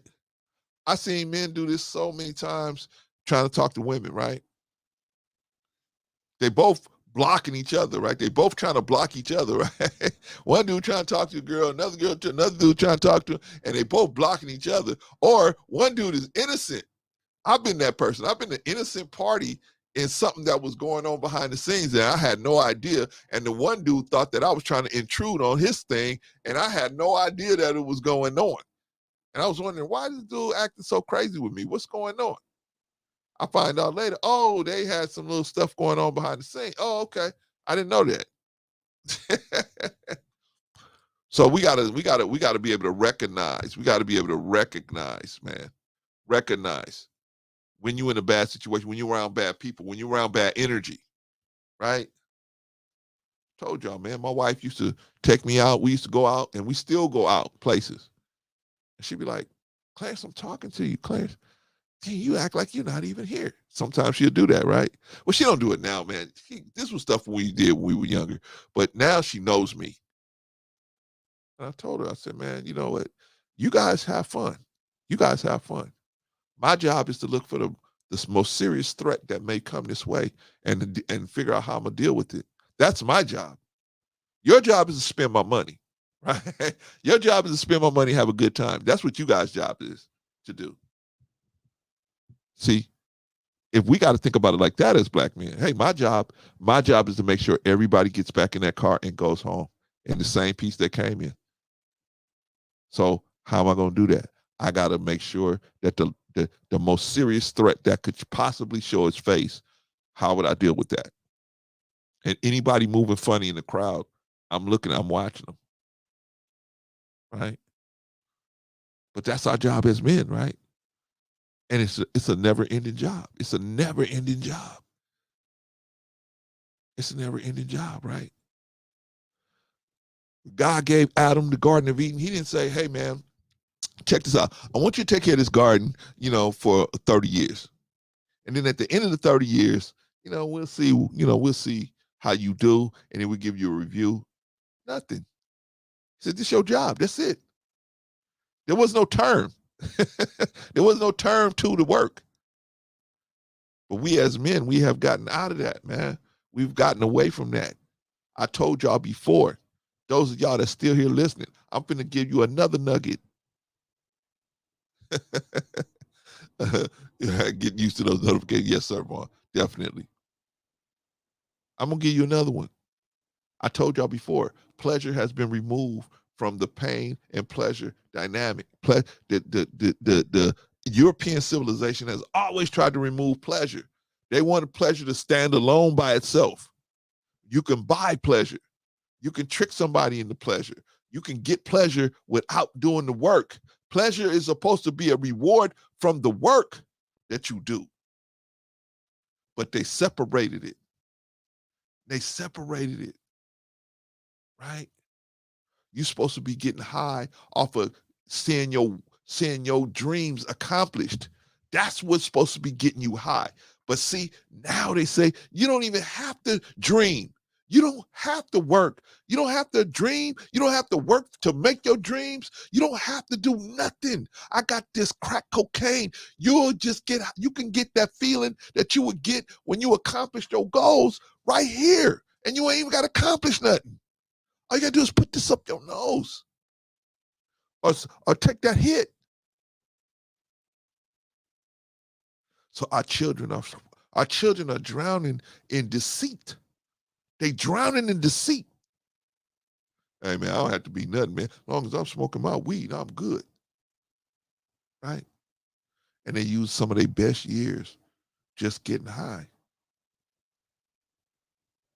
Okay, if you got to get high, you got to get high. But damn, do something while you're doing it. Do something while you're doing it. The unfortunate part is people that are getting high, especially the ones that do the harder drugs, they end up moving away from working to just wanting to be high. Because that's the nature of drugs. The drugs makes you so, hey, I don't want to do nothing but get high, get more high. Well, we all want to get high. That's why we got to go to work. We got to pay our bills, and then we get high off of knowing that we took care of our family another week. We get high off of our wife, seeing our wife smile when we walk in the door. I walked in the door the other day. I told my wife, I said, that's a beautiful dress. My wife said, this dress I got on? I said, yeah, that's a beautiful dress you got on. She's looking around like, you think this is beautiful? She didn't understand what I was saying to her. I had to break it down. I said, no, it's not that the dress is beautiful alone. It's the you in it together. Together, y'all, you make it beautiful. It makes you beautiful. I got high off of telling her that. Right? She didn't understand what I was saying, and I didn't need her to reciprocate it, but it's just, we get work. We have to work for the pleasure. Adam had a job. He didn't get the woman first. At least in my book. One of y'all got a book where Adam was given the women first and then was given the garden?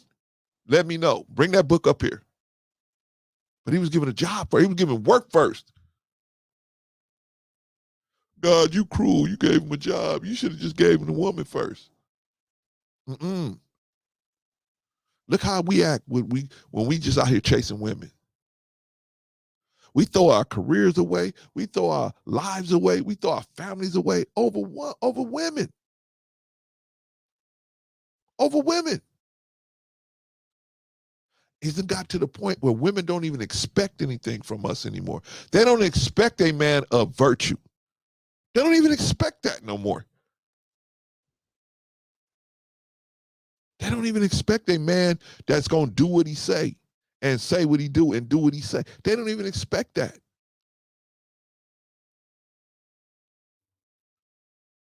They don't even know how to. God have given women a natural system of attraction called femininity. That's natural. That's a natural system to attract men. Femininity is the secret weapon that every woman possesses. But do they all know how to use it? No, they don't, unfortunately. Why? Because they didn't. A lot of them never seen their mother using femininity. Chef said, damn, I was working in the grill. Now I'm watching via 24-minute delay. I want to miss a second. Yeah. Oh, man. Shout out to you, Chef Shapiro, man. That is a good dude, right? So, see, look, me and Chef, we were supposed to be at odds with each other, right? Me, him, and E Black, man, we were supposed to all be at odds with each other, right? But, hey, man, I'm telling you, man, I'm going to tell you how good of a dude this dude, Chef, is. Him and E Black. When we start getting ready back, I said, hey, look, man, I need your help. I need your help. No question, not from neither one of them, right? And E Black, man, I'm telling you the kind of dude he is, man. So even when me and E Black was really warring, right? I would go behind the lines and say, hey, bro, I don't think you should hook up with this person, right? And he would tell me the same thing. I don't think you should hook up with this person. We told each other what we did, and we did what we did, right? But they always been the kind of dudes that, yeah, they have their own thing going. But if I pick up the phone and say, Chef, I need your help, or E Black, I need your help, what you need? That's all I've ever heard. What you need? So shout out to him. Shout out to Chef, man. Shout out to E Black, man. Good dudes, man. Good dudes. Go check their channels out. All right, and like I said, now me and E Black don't always agree, and me and Chef don't always agree. So this ain't I ain't just what they call that comedy. I ain't caking for them or caping for them, right?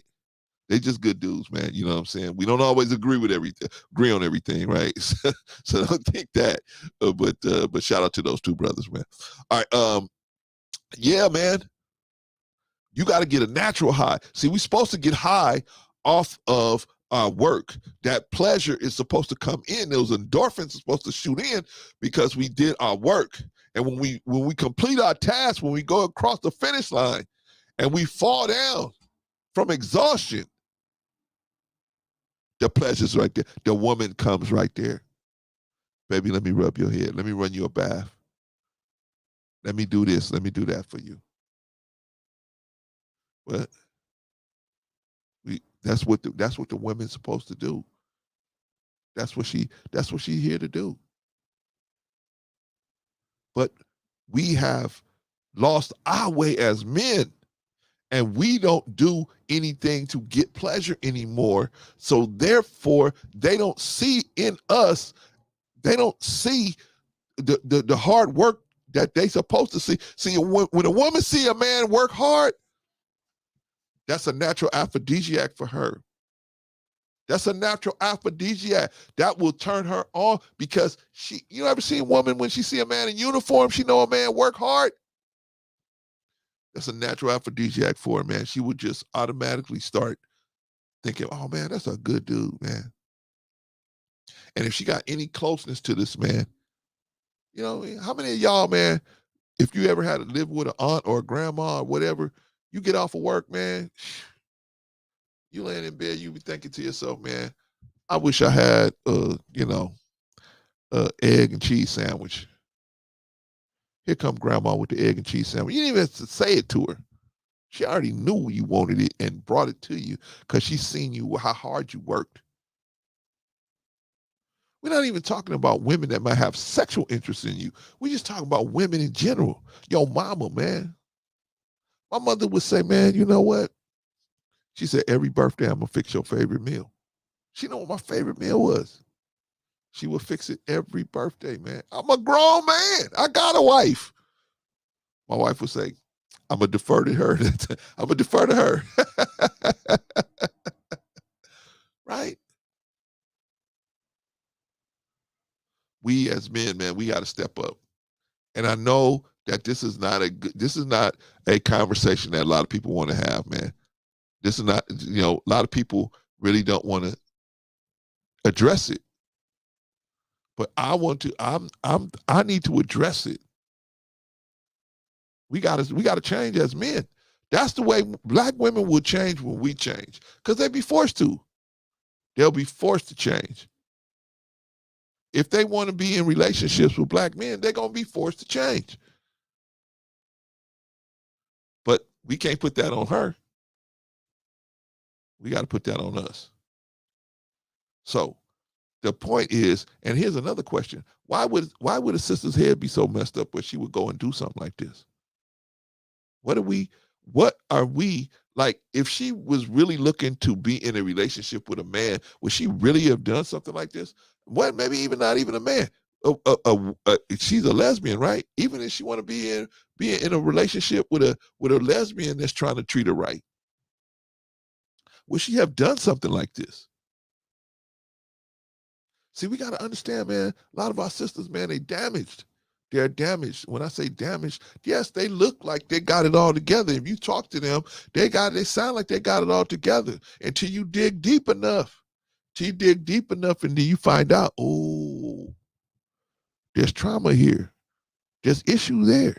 There's issue here. From the childhood that got her acting this way. Maybe molestation. Maybe ARP. Who knows? A lot of our sisters are running around. They not saying nothing, man. They been ARPed, molested. They've had all these things happen to them. They ain't saying nothing.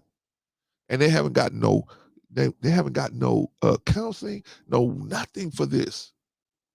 But we just looking at them like, what's your problem? Y'all crazy.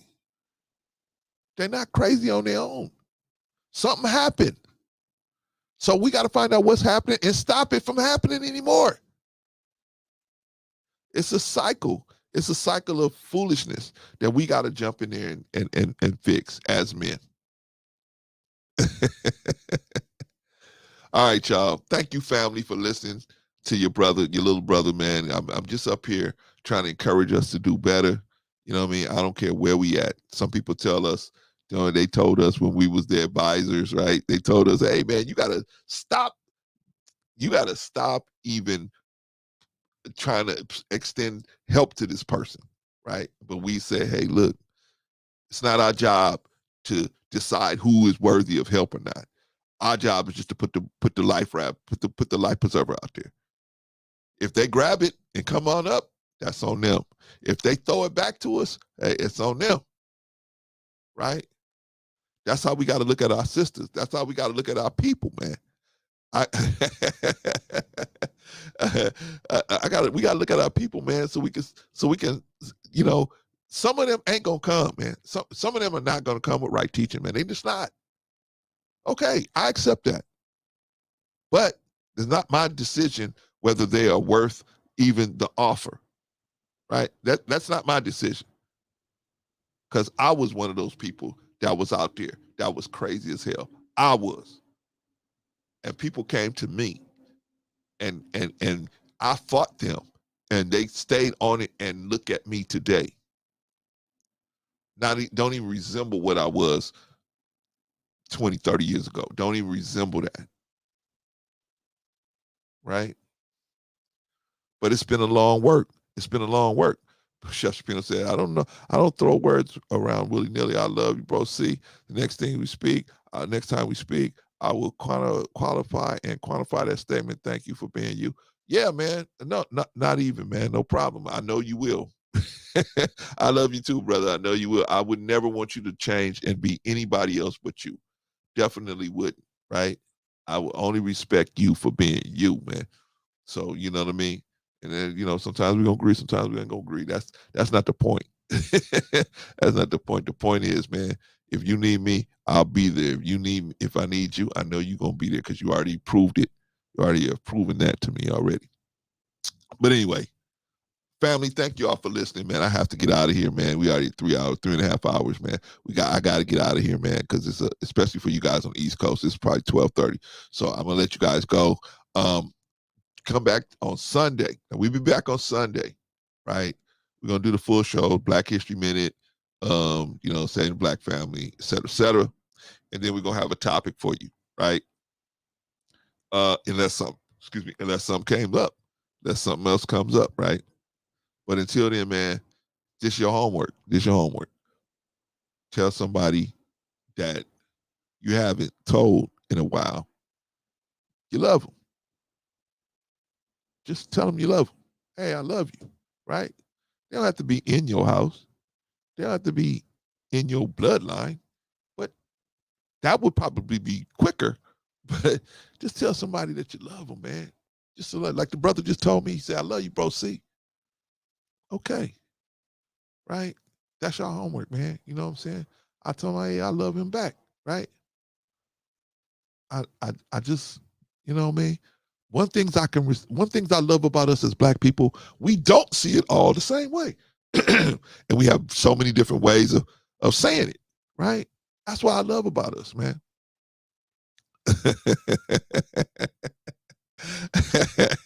Chef, man. Shout out to Chef Shapiro, man. We need to do this, man. We need to do this. So go home, figure out somebody, man. Find somebody. Maybe they're online, right? Maybe it's your YouTube family. Maybe it's your Facebook family. Maybe it's somebody, you know, you haven't talked to in a long time. Just say, hey, you know, I love you. And, you know what, man, if I don't call you after a certain time, please call me. Because, you know, I get caught up sometimes. You know what I mean? We gotta stay tapped in, especially us as men. We are supposed to be the point of origin of morality in our group, man. We're supposed to be. Now, of course, none of us are perfect, but we should be striving to be that point of morality, man. So let us go out and what we expect from other people, let us be found doing it ourselves. All right, peace, family. We'll be back on Sunday, and don't y'all miss it, please. Please, please. All right, shout out to everybody who joined us today. Shout out to everybody. Oh, I got to do the rundown. Man, I'm almost out of here, man. The last time I didn't do the rundown. Got to do the rundown. Let me do the rundown real quick, man. Rundown real quick. All right, man. Shout out to the chat. Chat's where it's at. Very solid performance from the chat. Reese Neal was in the building, man, and made a presence felt, man. Whenever we have our snipers in the building, man, we don't have none of that riffraff or none of that craziness going on, man. So shout out to everybody in the chat. Shout out to our snipers and everyone in the chat. Everybody who showed up in the chat, man, shout out to you. Almost, man. I know, Reese, I almost did it too. I forgot and got caught up with what I was talking about. I love the sisterhood so much, man. I wish we could just snap our fingers and change things. But anyway, in the meantime, but shout out to the chat. Chat's where it's at. Very solid performance. Very strong performance from the chat. The chat is always where it's at, man. When the chat's good, Brother C don't have to go running in the chat to fix problems and stuff. Everything's cool in the chat. I don't, you know what I'm saying? I can focus on the panel. Because it's hard, y'all. You know, and Chef could tell you, and Vaughn could tell you, it's hard. I mean, you got to listen to what you got to listen to the people. You got to look up relevant videos. You got to try to pay attention to what the person is saying. And then you got to make sure you don't miss a pause and not be able to respond intelligently to what they're saying. So you got to be listening too. And it's a lot of work. So one less thing on the docket is good. So shout out to the chat and everybody in the chat. All right, who else is in the, okay, now who is on the panel today? Let's do it. Who's on the panel? All right. Well, you know, my brother Chef Shapino was in the panel today. Shout out to Chef Shapino, man. He came through. What do you think about how Chef Shapino did? Very solid performance, as always. As always, very solid performance, man. And you know, I like him. He's got everybody has a different type of insight. I like his insight. I like E-Black. I like everybody's insight in the way they put it in his stamp. You know, they have their stamp on it, man. Like Arshawn, everybody has their stamp. Oh man, here we go. What's going on, big brother? Yeah, he bopped it. He's like, man, Clarence, stop it. All right. Yeah. Man, thank you, brother. I appreciate that, Chef. I appreciate you, man. I appreciate you. You don't even have to come up here, brother. I can already feel whatever you was gonna say. I can already feel that, man. Don't even worry about it, brother. I got you. Anyway, man. Yeah, man. Chef Shapino came up here, and he is just that dude. He's just that dude, right? Yeah. Yes, sir, brother. Oh, maybe he came up here. Okay, Chef, you backstage, but if you want to come up here, man, just let me know in the private chat that you want to come up. All right. Yeah, but the brother, he's doing his thing over there, man. If you haven't already subscribed to Chef Shapino, you want to come up, man? All right. I'm gonna let you come up for a second. What's going on, man? Now, here I'm trying to give you some flowers, and here you're going to run up here while I'm giving you the flowers, man. Look, remember, I told you I'm on the 24-minute delay, so I'm still literally looking at the other stuff. The only thing I was actually trying to do was jump in here and throw my phone number into the back chat. So I was literally just trying to get to the back chat. Okay. So don't spoiler alert. Don't tell me what I missed in those last 24 minutes. I want to enjoy it. I won't. But so since we on, I'll just say this. I love you, bro. And I'm going to tell you why.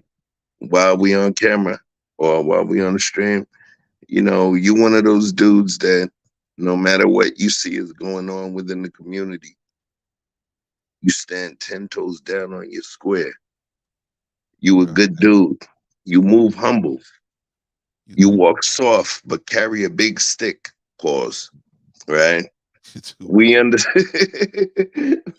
understand your affiliations. We understand the strength of your word, the strength of your foot, and the strength of your hand by virtue of your combat skill and art. So with everything that you have, with the things that people will go and pay the Glock company a lot of money for, you possess that power within your hand, your speech, your duty, your movement, and all of that.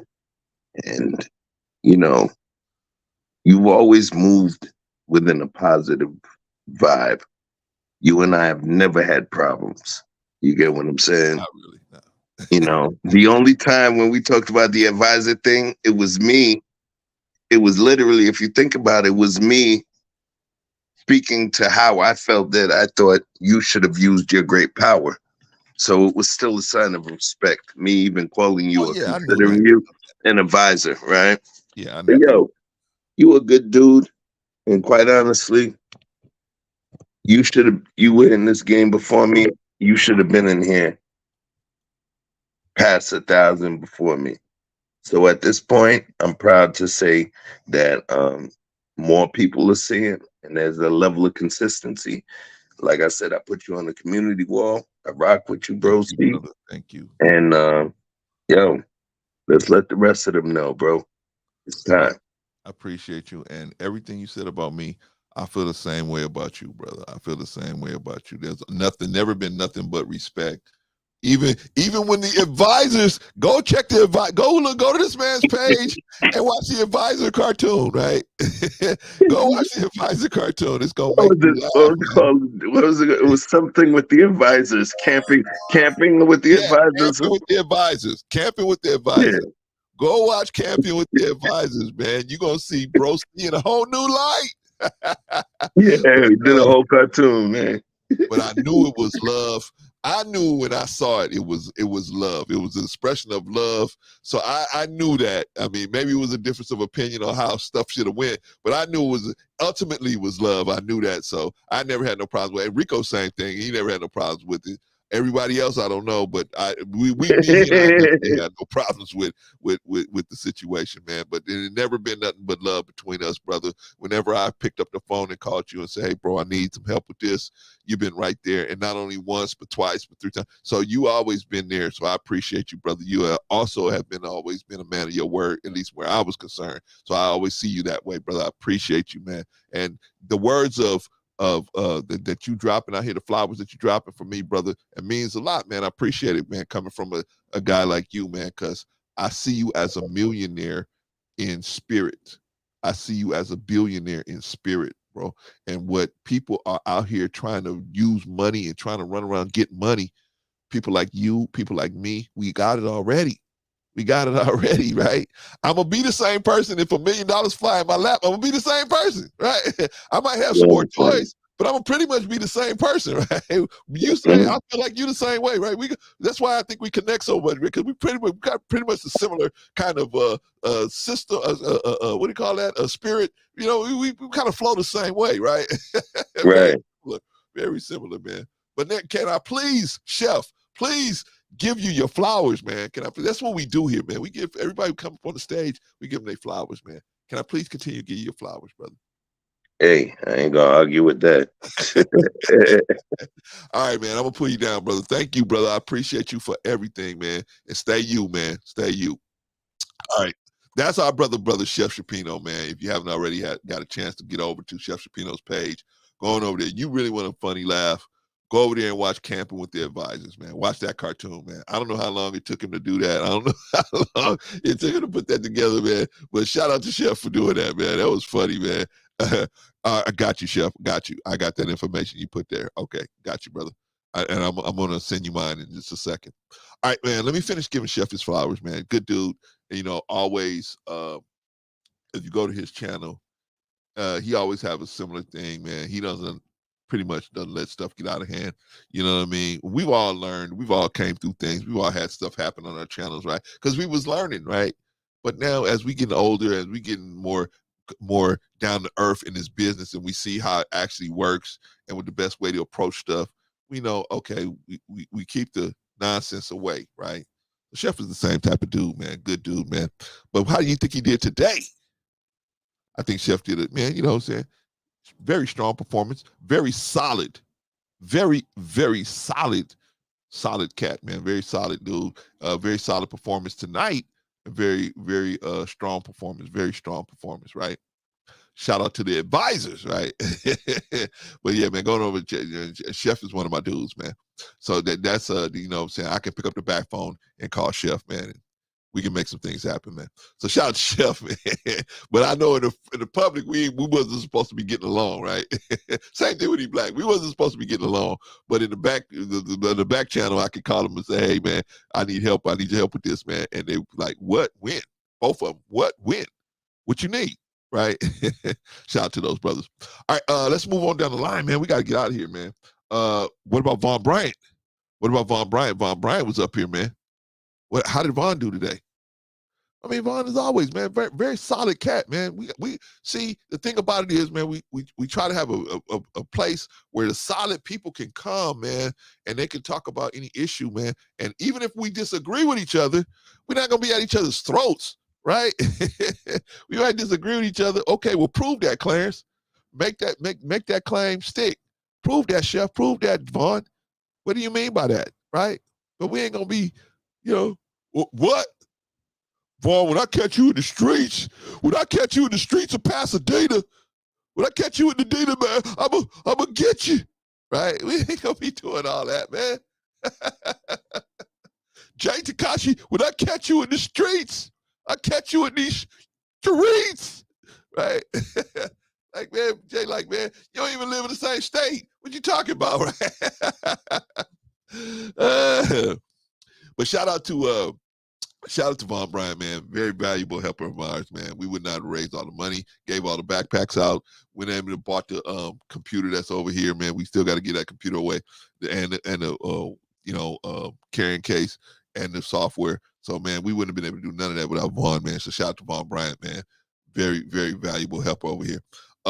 Very solid performance tonight, though. How did he do tonight? Very solid, very strong. You know what I'm saying?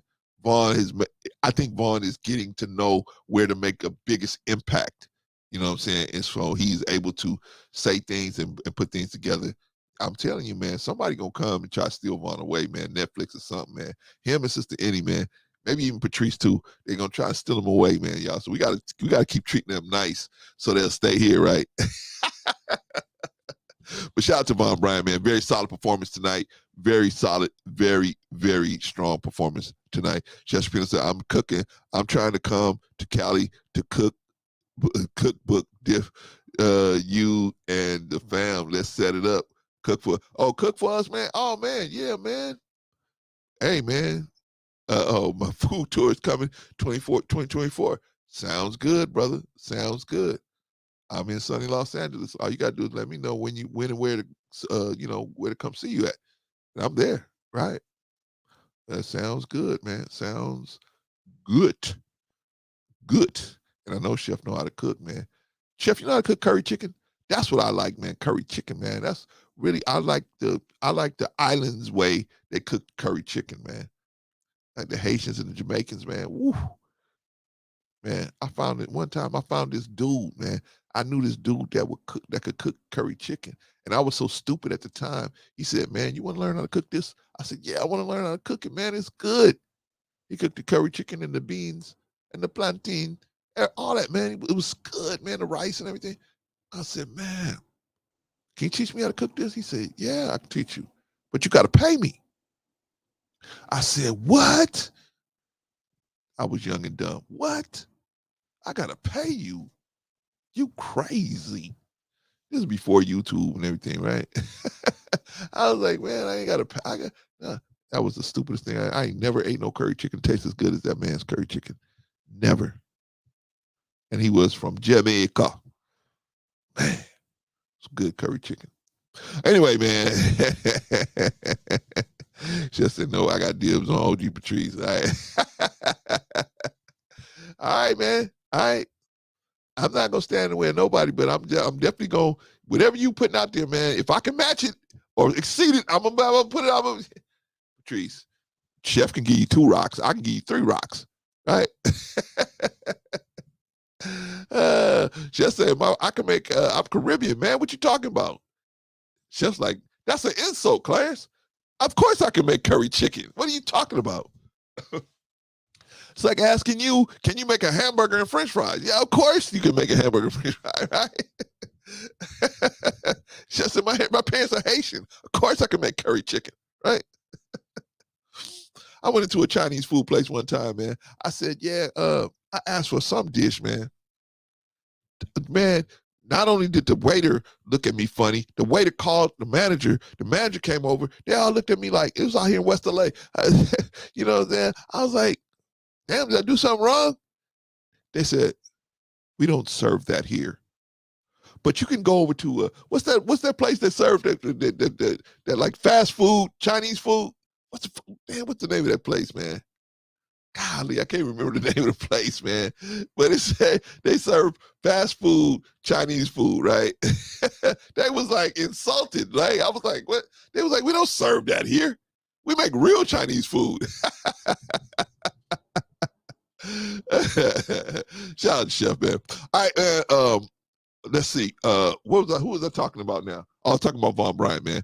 Very, very solid performance, very strong performance for Vaughn Bryant. As always, Vaughn did a lot of stuff behind the scenes, y'all. Who else? Marcus was on the scene, man. Marcus been on the scene. Where Marcus been? Marcus been hiding out, right?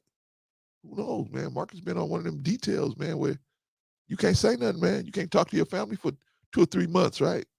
Who knows, man? Maybe Marcus got picked up by the FBI. Who knows? When I say picked up, I mean hired. And he's working for them. He's doing some major heavy lifting right now. So who knows? But shout out to Marcus. It was always good to see him. Panda Express, that's it, Chef. Panda Express. They said there's a Panda Express down the street. That's what they did to me, man. No, man, they was looking at me like, man, all 3 of them, man, would kind of just try to surround me right there. It was like, hey, They were trying to force me out the door. They're like, hey, there's a Panda Express down the street. They have that kind of food. We don't serve that here. We serve real Chinese food. This is a real Chinese food place. Don't you see the dragons on the front of the door, right? I was like, okay.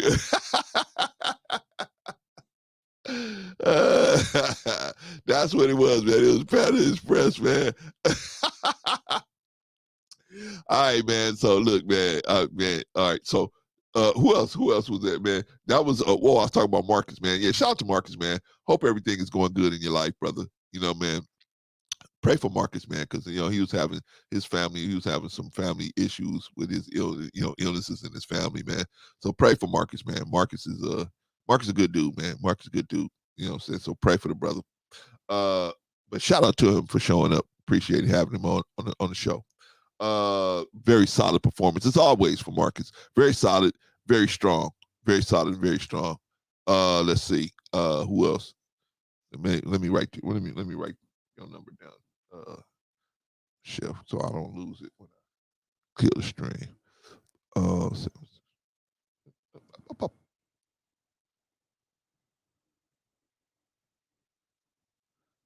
Wait a minute. God dog it. You gave me, Chef, you gave me 11 numbers here. What's going on here, man? Or did you? Oh, you gave me 10. Okay, I got them. All right, let's see. Here, what we doing? Oh, I was talking about Marcus, man. Yeah, shout out to Marcus, man. Good dude, man. Pray for the cat. Very solid performance, very strong as always. What about Diamond Axe? Diamond came through, right? Man, he came through, and he always has his iteration of what's going on, right? I would say, Diamond, man, you preach to the choir. We see all that, man, but we need some solutions. What some solutions out here, man? What's the solution? What's the solution, man? What's the solution out here? So, but Diamond, man, very strong performance as always, man. Very solid. Diamond a lot of times comes in and points out a lot of stuff that's going on, man, and then he brings it into the conversation. So we have to look at it, right? We have to look at it. Same thing with Marcus. We have to look at it. It may not be, the way we looking at it, but we have to at least explore why, because if he's saying it, then it must be a lot of other guys think the same way, right?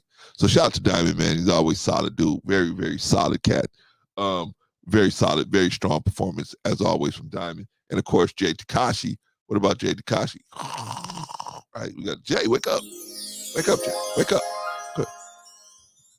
Jay, this is the Lord. This is the Lord. Wake up, Jay. Wake up, Jay. Right? So we finally got Jay to wake up, right?